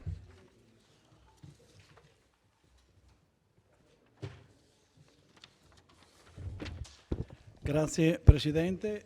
In questa delibera che ci accingiamo a votare c'è una richiesta del Consiglio di amministrazione di Asco Holding che ci chiede appunto questa delibera per poter andare nel mercato. Dunque, partiamo il punto numero, l'articolo 20 del comma 1 dello statuto dell'Asco Piave disciplina una preventiva autorizzazione all'assemblea dei soci in riferimento all'acquisizione e sottoscrizione di azioni o delle partecipazioni sociali. Questo articolo necessita di una autorizzazione da parte dei soci per poter intervenire nel mercato, per poter acquisire nel tempo, perché ha validità 18 mesi, e nei modi, così come è stato richiesto, di acquisire o azioni della Asco Holding nell'eventualità che qualche comune o socio privato metta in vendita delle azioni, oppure vada nel mercato ad acquisire eventuali azioni di Asco Piave nella misura in cui il Consiglio di amministrazione giudichi che sia vantaggioso l'acquisto di queste azioni. Comprando le azioni per esempio di Asco Holding, ovviamente andremo poi a avere dei dividendi di queste azioni acquisite e quindi vanno ripartite nei vari comuni. Questo in sostanza è quello che il Consiglio di amministrazione di Asco Holding chiede all'assemblea dei soci. Noi interveniamo per la nostra percentuale come comune di Vittorio Veneto partecipante all'Asco Holding. In sintesi è la delibera che ci chiedono di votare, che a mia memoria l'avremmo già fatta un'altra volta, se non ricordo male, vero? Grazie Assessore. Partiamo con gli interventi, prego. Consigliere De Antoni. Ho perso qualche passaggio dell'intervento dell'assessore, però da quello che ho letto io, diciamo, ci sono due possibilità, cioè Ascopiave chiede l'autorizzazione, Ascolding chiede l'autorizzazione ad acquistare azioni della propria controllata, anche a venderle e poi a riacquistarle, mantenendo comunque certi limiti che sono fissati nella proposta di delibera. Poi Asco Holding chiede anche l'autorizzazione ad acquistare azioni proprie. Non ho capito quel passaggio che il fatto di acquistare azioni proprie poi aumentano i dividendi per i comuni, non ho capito, magari poi me la spiega meglio. Io avrei 2 o 3 osservazioni da fare. La prima, che è quella che mi dispiace di più, è il parere dei revisori del collegio dei revisori del comune di Vittorio Veneto.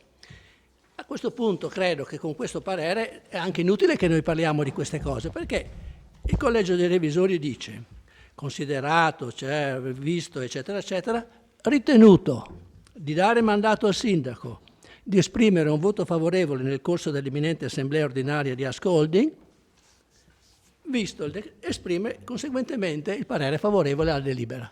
Come? Il collegio dei revisori dà mandato al sindaco di esprimere voto favorevole in assemblea dell'Asco Holding? È scritto così. È scritto così. Sì, è chiaro che non è così, ma voglio dire, ecco, è scritto così. Non so. Sicuramente, perché sappiamo come fanno questi pareri, lo sanno, gli uffici sanno bene come fanno il parere. Però qualche 1.000 euro glieli diamo a questi qui, no? Anche nessuno si incontra. Ma no, non è importante, non so, con qualche 1.000 euro. E non si incontrano neanche perché si parlano per telefono e fanno la votazione con la firma digitale, perché così risulta in tutti i verbali ultimi che vengono fatti. Un richiamo al collegio dei revisori e una modifica del parere. Io richiedo una modifica anche del parere del collegio dei revisori, magari lo faccio una sanatoria perché l'assemblea incombe, oggi era in prima convocazione, domani in seconda convocazione. Io questo lo chiedo e chiedo che venga formalizzata la richiesta al collegio dei revisori, e chiedendo che in qualche modo rimedino. Questa era la prima cosa. Poi volevo anche chiedere, sempre già che sono sugli aspetti formali, di chiedere una correzione al dispositivo della delibera che approviamo noi, perché c'è una sciocchezza, naturalmente, però è chiaro, quando si fanno queste assemblee bisogna anche essere precisi, perché un giorno più, un giorno meno poi viene fatto pesare, perché nel punto 2 della delibera, alla lettera A, poi ci sono dei commi sotto, si dice, no, di autorizzare il sindaco, eccetera, eccetera, le azioni potranno essere acquistate fino alla prima nel tempo tra la data della prossima assemblea di approvazione del bilancio e la data coincidente con la scadenza del 18° mese dall'odierna assemblea. Questa era chiaramente una previsione nella verbale della bozza di delibera dell'assemblea di Asco Holding, e noi questa sera qui dobbiamo modificare questa cosa qui, perché altrimenti siamo in contrasto, diciamo, dall'assemblea dell'Asco Holding, almeno aggiungete quello. Ecco. Io penso che... Consigliere, non solo nel dispositivo è 2 volte, sì, ha ragione, è sbagliato e bisogna correggerlo. Nel dispositivo ricorre 2 volte lo stesso errore, sì. Nella premessa altrettanto 2 volte, allora io... quindi viene corretto con assemblea di ascolti societaria. Benissimo, ecco, questo si corregge così velocemente, facciamo un emendamento. Lo correggiamo, sì, ha ragione, l'aveva fatto presente in commissione e va corretto. Perfetto, benissimo. Per essere chiaro. Ok, queste erano due osservazioni formali, ecco, sicuramente, sì, diciamo, di poco conto. Io ho cercato di leggere le carte perché mi piace leggere quello che poi vado a votare, e quindi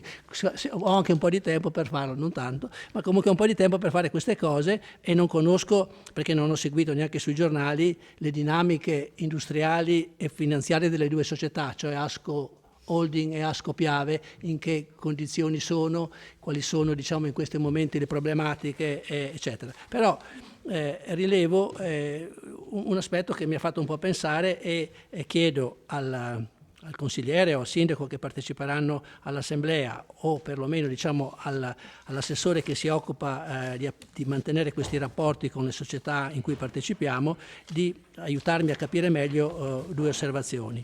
Allora, nella relazione del CDA a pagina 2, quando si parla delle motivazioni che portano Ask Holding a chiedere autorizzazione all'acquisto e disposizione di azioni Asco Piave, trovo che una motivazione è consolidare ulteriormente la partecipazione di maggioranza detenuta da Asco Holding in Asco Piave, che attualmente è circa del 51% delle azioni e circa del 61% dei diritti di voto.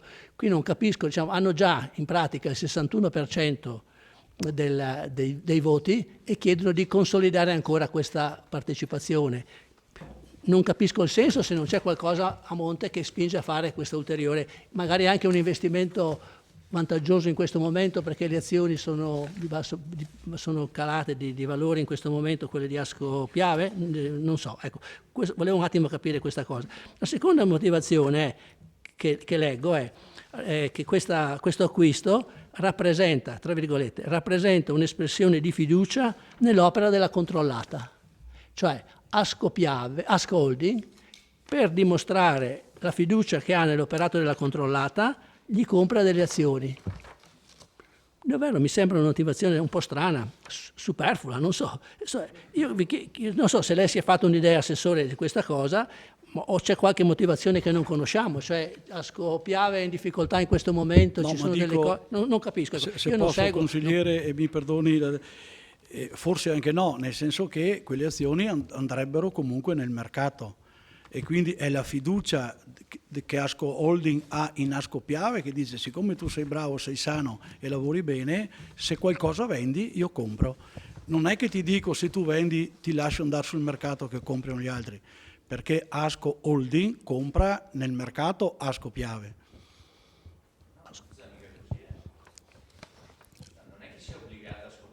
No, non ho detto questo. Io ho detto che se nel mercato Asco Piave mette delle azioni che Asco Holding ritiene che quel prezzo è... Consigliere Tonon, parli pure per microfono. No, parli per microfono. Azioni di Asco Piave. Ma non è Asco Piave che le mette sul mercato. Ovvio, azioni... lei ha detto se Asco Piave mette sul mercato le azioni. O ho capito male io? Potrebbe essere che anche Asco Piave metta le proprie azioni sul mercato. Visto che le basse così c'è poco, ma dai, per dire, così fasoi. Ovvio che non sono fasoi, ma i pol, perché quel 7% di azioni che loro hanno in portafoglio, ovvio che non succede, potrebbero sì, sono mone? Sì, però potrebbero sì. Quindi azioni nel mercato, Asco Holding le può valutare e comprare e vendere, limitatamente ai 18 mesi. Dopodiché, se rimane nel mercato queste richieste, richiederanno di nuovo un altro temporale per poter fare altre cose. E perché, perdoni consigliere, perché mi diceva prima, perché se Asco Holding compra più azioni di Asco Piave, noi siamo partecipati in Asco Holding, no? Quindi praticamente i 91 comuni che sono partecipi ad Asco Piave, se c'è un beneficio, cioè il posto di 54.000, se avessimo i 91 comuni avessero tutte le azioni di Asco Piave, non prenderemo 54.000, forse molto di più.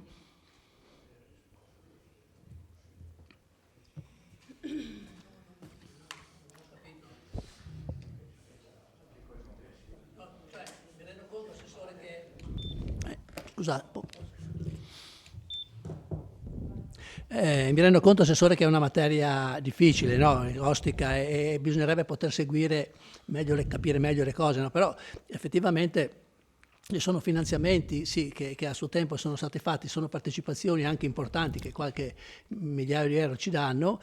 Sì, capire un po' meglio queste cose, se lei rappresenterà il comune all'assemblea di domani, non so chi andrà, o se lei segue queste cose, magari chiedere anche nelle vie brevi qualche indicazione perché per non essere qui a alzare la mano o dire voto contrario senza essere a conoscenza delle cose che avvengono.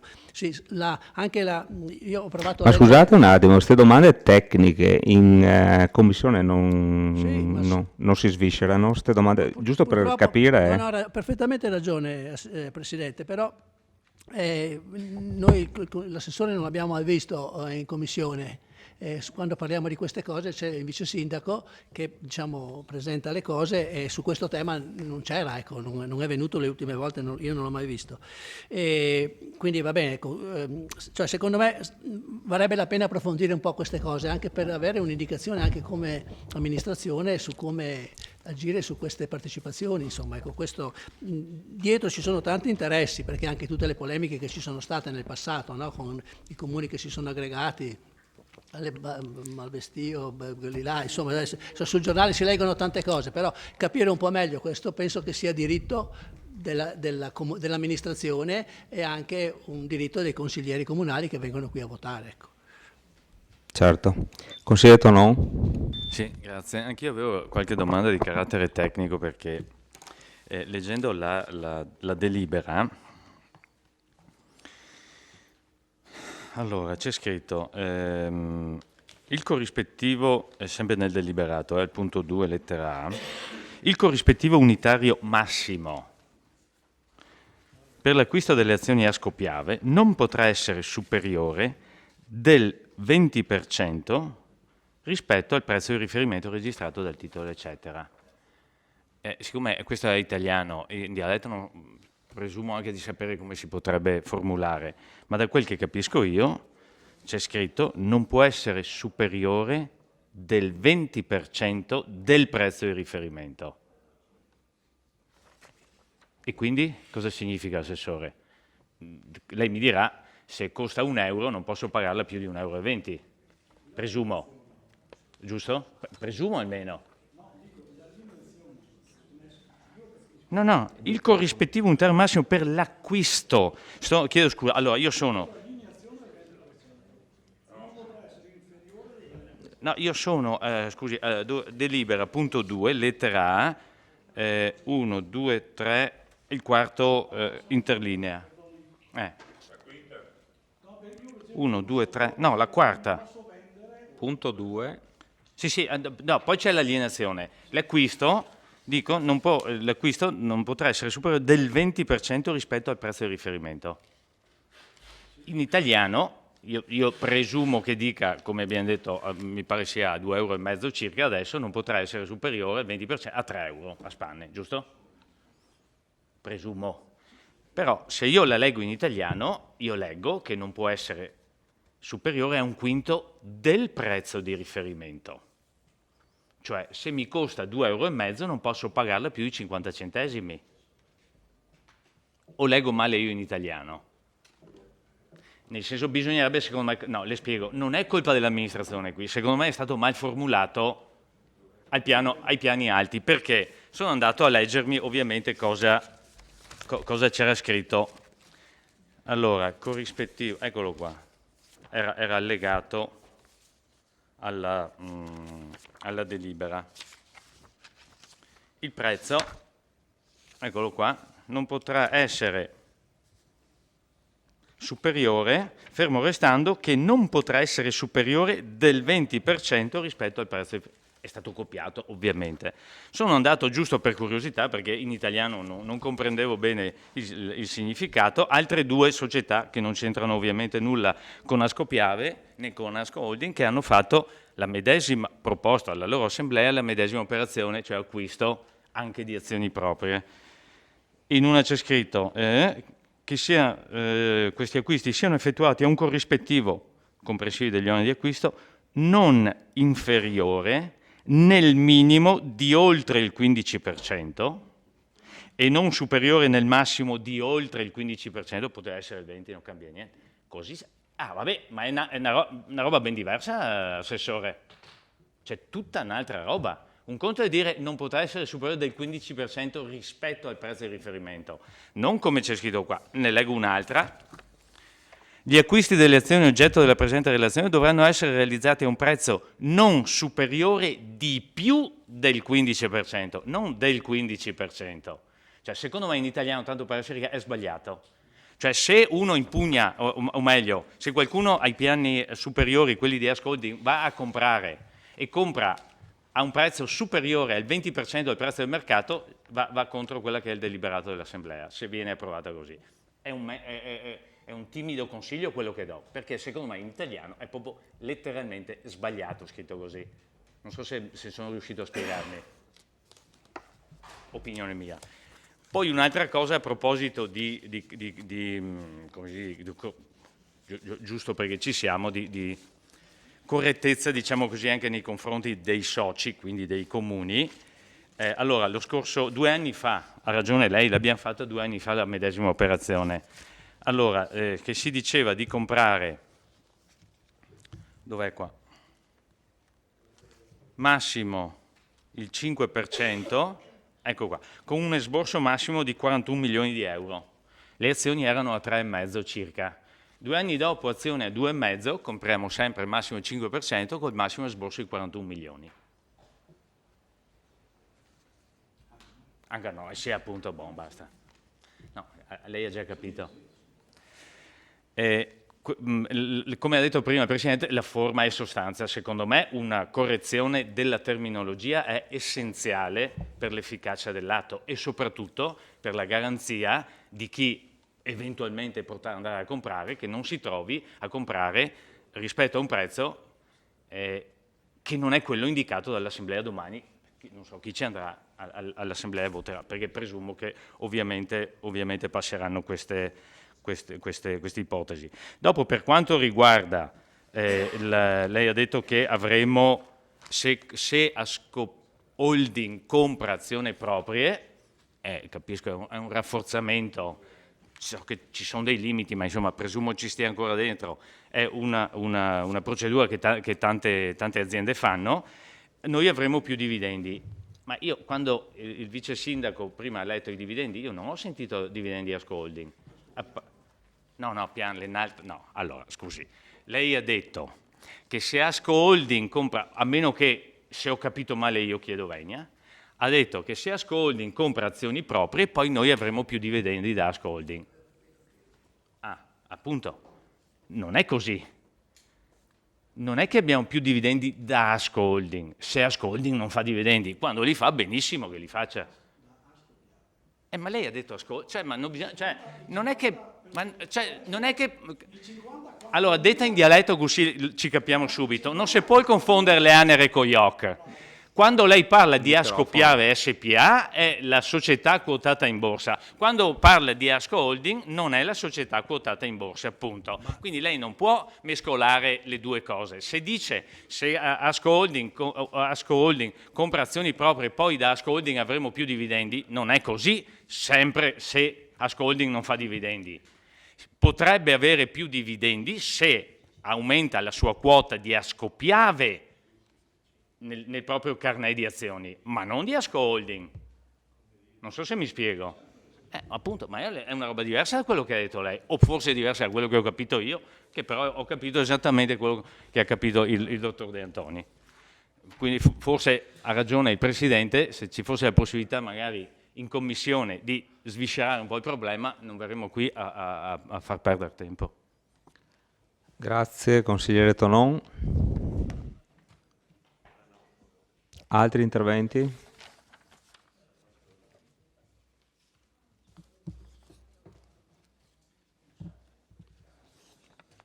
Se non si prenota qualcuno, io passerei a chiedere il secondo giro, che non si farà, e a questo punto la dichiarazione di voto.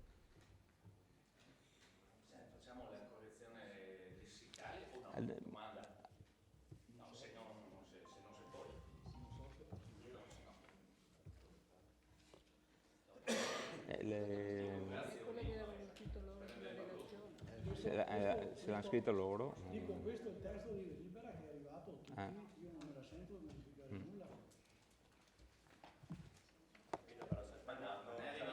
No, non è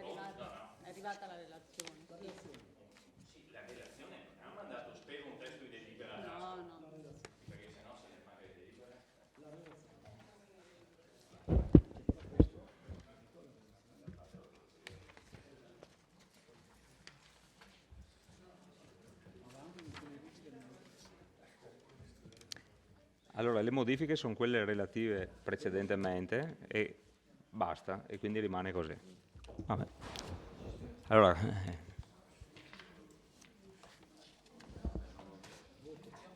Allora, passiamo, se avete dichiarazioni di voto da fare, se no passiamo al voto. Di cui parlava lei. Allora, al posto di odierna assemblea, dell'assemblea societaria, pagina 2, pagina 3 e pagina 4. E non si fa il suggerimento dato dal consigliere Tonon, perché rimane in questo modo qua. Okay? Quindi si vota la delibera fatta in questo modo.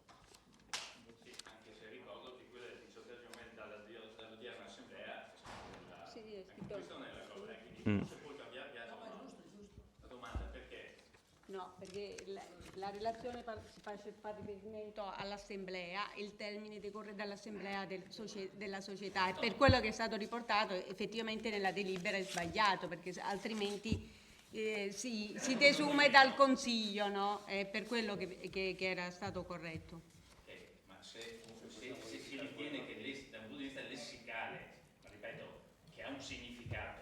Il problema è che non sappiamo se è quella la vera volontà. Sono d'accordo con lei che dal punto di vista... Sì, come è scritto, secondo me non rispettiamo quella che è la volontà, ho l'impressione quella. Però chi comprerà azioni a scoppiare sarà davanti. Consigliere De Antoni, prego. Condivido che non sia possibile cambiare la modifica dell'assemblea di Ascoldi. Però possiamo dare mandato a chi rappresenterà il comune domani in assemblea di fare questa osservazione che ha fatto il consigliere Tonon?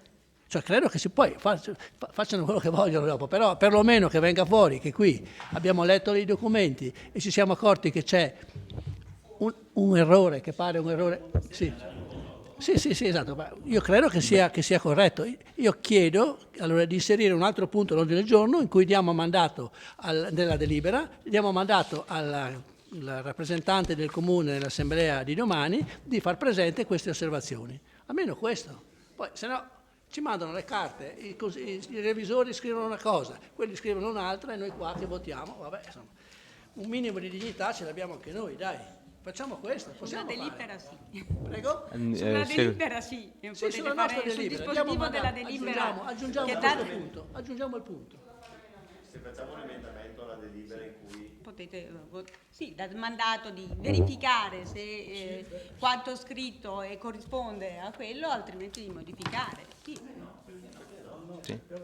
Su questo non ho problemi.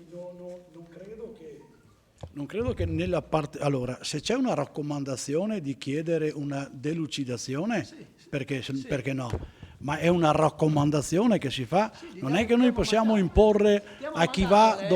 No, non vado io in ASCO, ma non importa. Va sempre un altro rappresentante. Il problema è che noi potremmo dare una raccomandazione di chiarire in che maniera e in che forma, ma poi non ha potere decisionale di nulla. Ok, ma noi sì. Quindi raccomandiamo... Scusi. Noi, scusate, perché sennò perdiamo tempo alle 11. Consiglio da mandato al Esatto. Di dare di a verificare la correzione, il contenuto lessicale, la correttezza dell'affermazione. Sono 97 comuni, vabbè. Sì. Chi dice come raccomandazione? Però deve essere scritto nella delibera che facciamo oggi, dai, perché sennò... No, ma da mandato di verificare la correttezza del punto, il corrispettivo, eccetera, basta, una verifica, e se dicono che quella è la decisione, basta, stop. Adesso c'è la legge il segretario, se la scrive il segretario. Butto giù qualcosa, poi mi dite voi se... un attimo. Se vuole scriverlo lei va benissimo.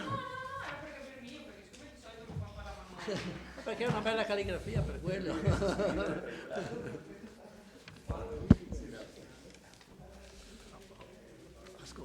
Quanti dipendenti avranno? Sì. No, ma No, ma solo una verifica, basta. Sì, però l'ultima volta mi sono arrabbiato perché Piave Servizi, Della consistenza. che ha fatto una modifica dello statuto in cui si prevedeva che al presidente venisse dato un segretario. No? Sì, è stato costituito un ufficio di segreteria per il presidente di Piave Servizi. Chissà se Piave Servizi fa questi errori, se no facciamo anche un mandato anche qua, abbiamo il mandato di avere un segretario. Sì, ma lì avranno, non so, 15 anni.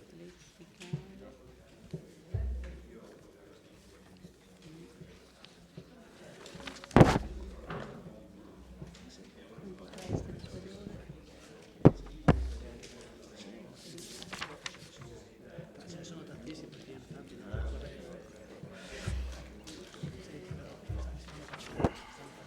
se c'è il prossimo intervento lo faccio su questo.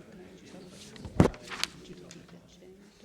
Sono stesse cose. Io ho lavorato sempre nel comune e so che è difficilissimo leggere tutte le carte, è quasi impossibile.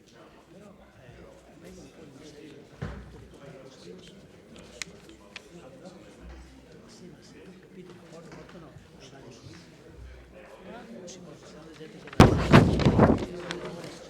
Leader mandato al rappresentante del comune di verificare la cornice lessicale del punto 2A quarto 2A 2A 1 2 3 4 quarto A del deliberato, sì.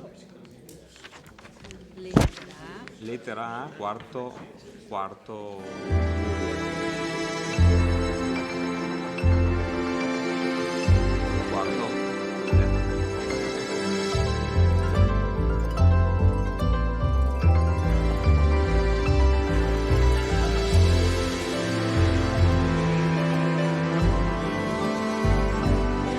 leggerla, consiglieri, potrebbe essere provi a leggerla cortesemente, segretario. Allora, potrebbe essere una cosa di questo genere? al punto 4, quindi del dispositivo prima dell'immediata eseguibilità, di dar mandato al rappresentante del comune di verificare la correttezza lessicale riportato al punto 2 del deliberato, lettera A, quarto Vabbè, bullet. Punto. non potrà, tra virgolette, non potrà essere superiore del 20% rispetto al prezzo di riferimento registrato. Va bene? Perfetto. Allora, questo... Perché domani bisogna dirglielo.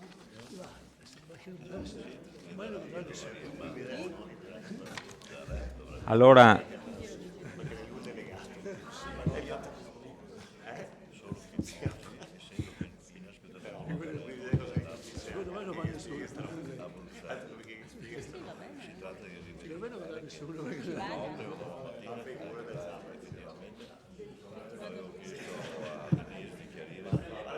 Chi che va? Tony?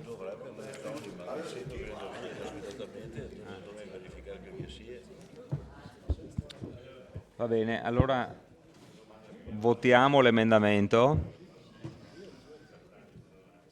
Consiglieri, per l'emendamento appena letto dal segretario, favorevoli? Unanimità. Ci siamo tutti, siamo 16? Sì. No. Ah, scusate, allora rivotiamo. Rivotiamo. Favorevoli? Unanimità. Sulla mano. Consigliera, sulla mano. Siamo tutti, vero? 6, 2, 4. Allora, l'emendamento è stato votato all'unanimità, quindi viene inserito nella... punto 4 del deliberato. Al punto 4 del deliberato. Come?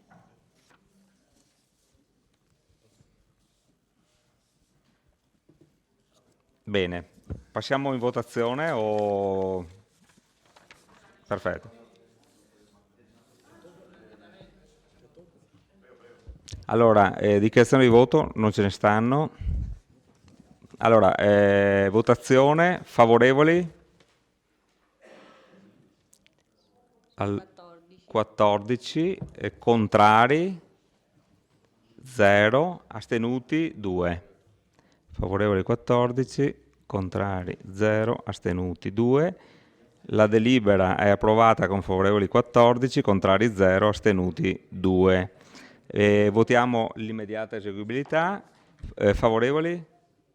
Sempre 14, contrari 0, astenuti 2. La delibera è immediatamente eseguibile. Punto numero 7 dell'ordine del giorno. Convenzione per la costituzione del funzionamento del Consiglio di bacino afferente il servizio di gestione integrata dei rifiuti urbani nel bacino territoriale Sinistra Piave. Modifica. Lascio la parola all'assessore Antiga che ci illustra la delibera. Prego, Assessore. Questo cambio di regolamento ci è stato chiesto perché... In aula, silenzio in aula, dai che finiamo, signori. Prego.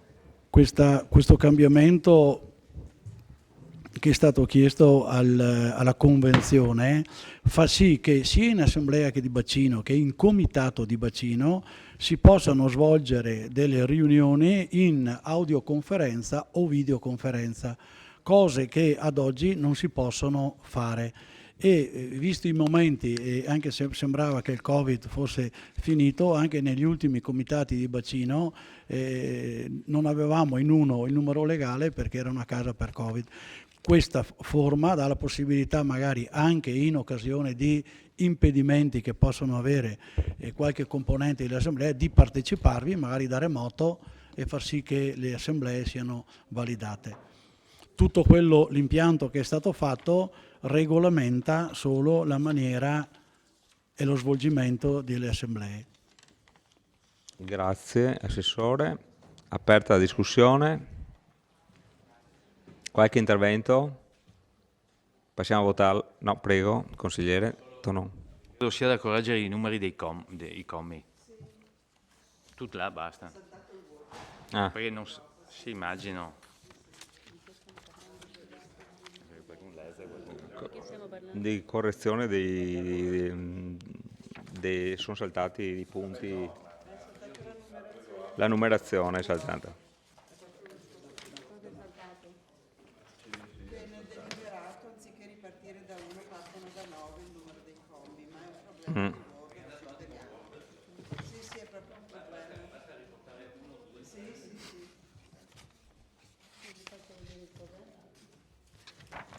Grazie consigliere della nota. Bene. Sono già ricorretti? Qua sì. Sono già corretti. No, questa qua. Quando arriva nel deliberato, Questo è un foglio. nel deliberato poi, anziché partire un'altra volta da 1, purtroppo il Word ha preso e è partito da 9, vede?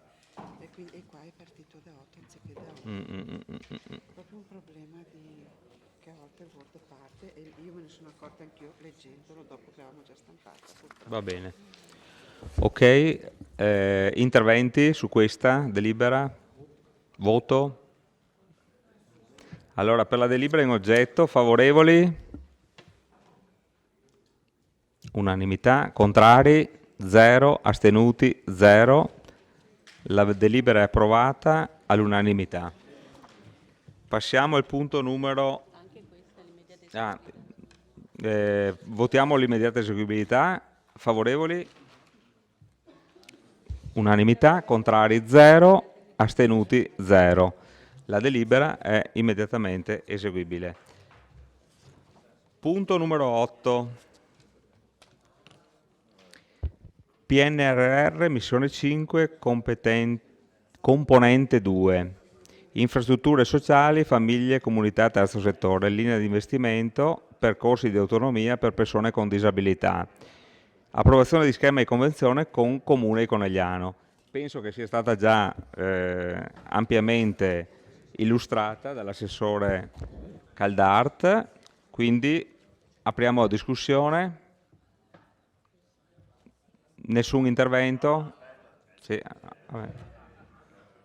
Mi scusi, consigliere, prego.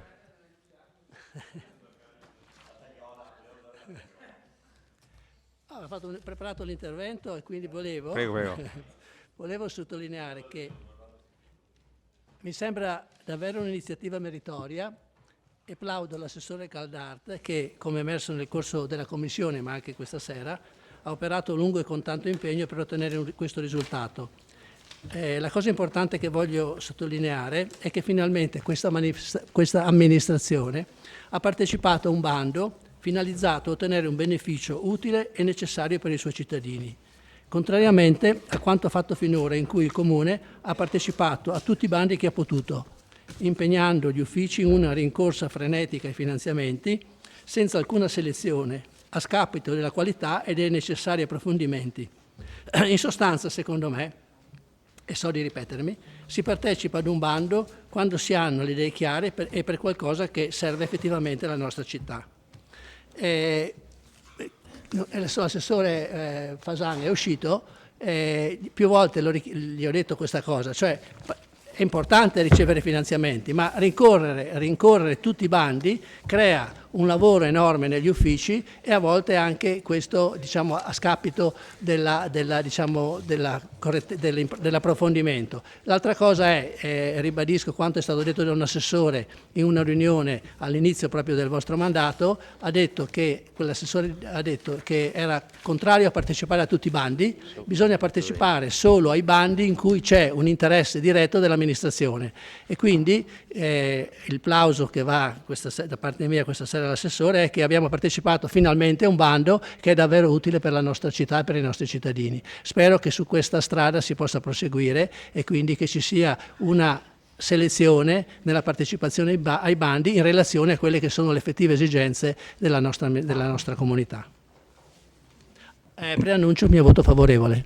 Grazie consigliere De Antoni. Altri interventi? Non ce ne sono. Dichiarazioni di voto? Non ce ne sono. Passiamo in votazione della delibera in oggetto. Favorevoli? Unanimità. Contrari? 0. Astenuti? 0. Passiamo all'immediata eseguibilità. Favorevoli? Unanimità. La delibera è immediatamente eseguibile. Buonanotte.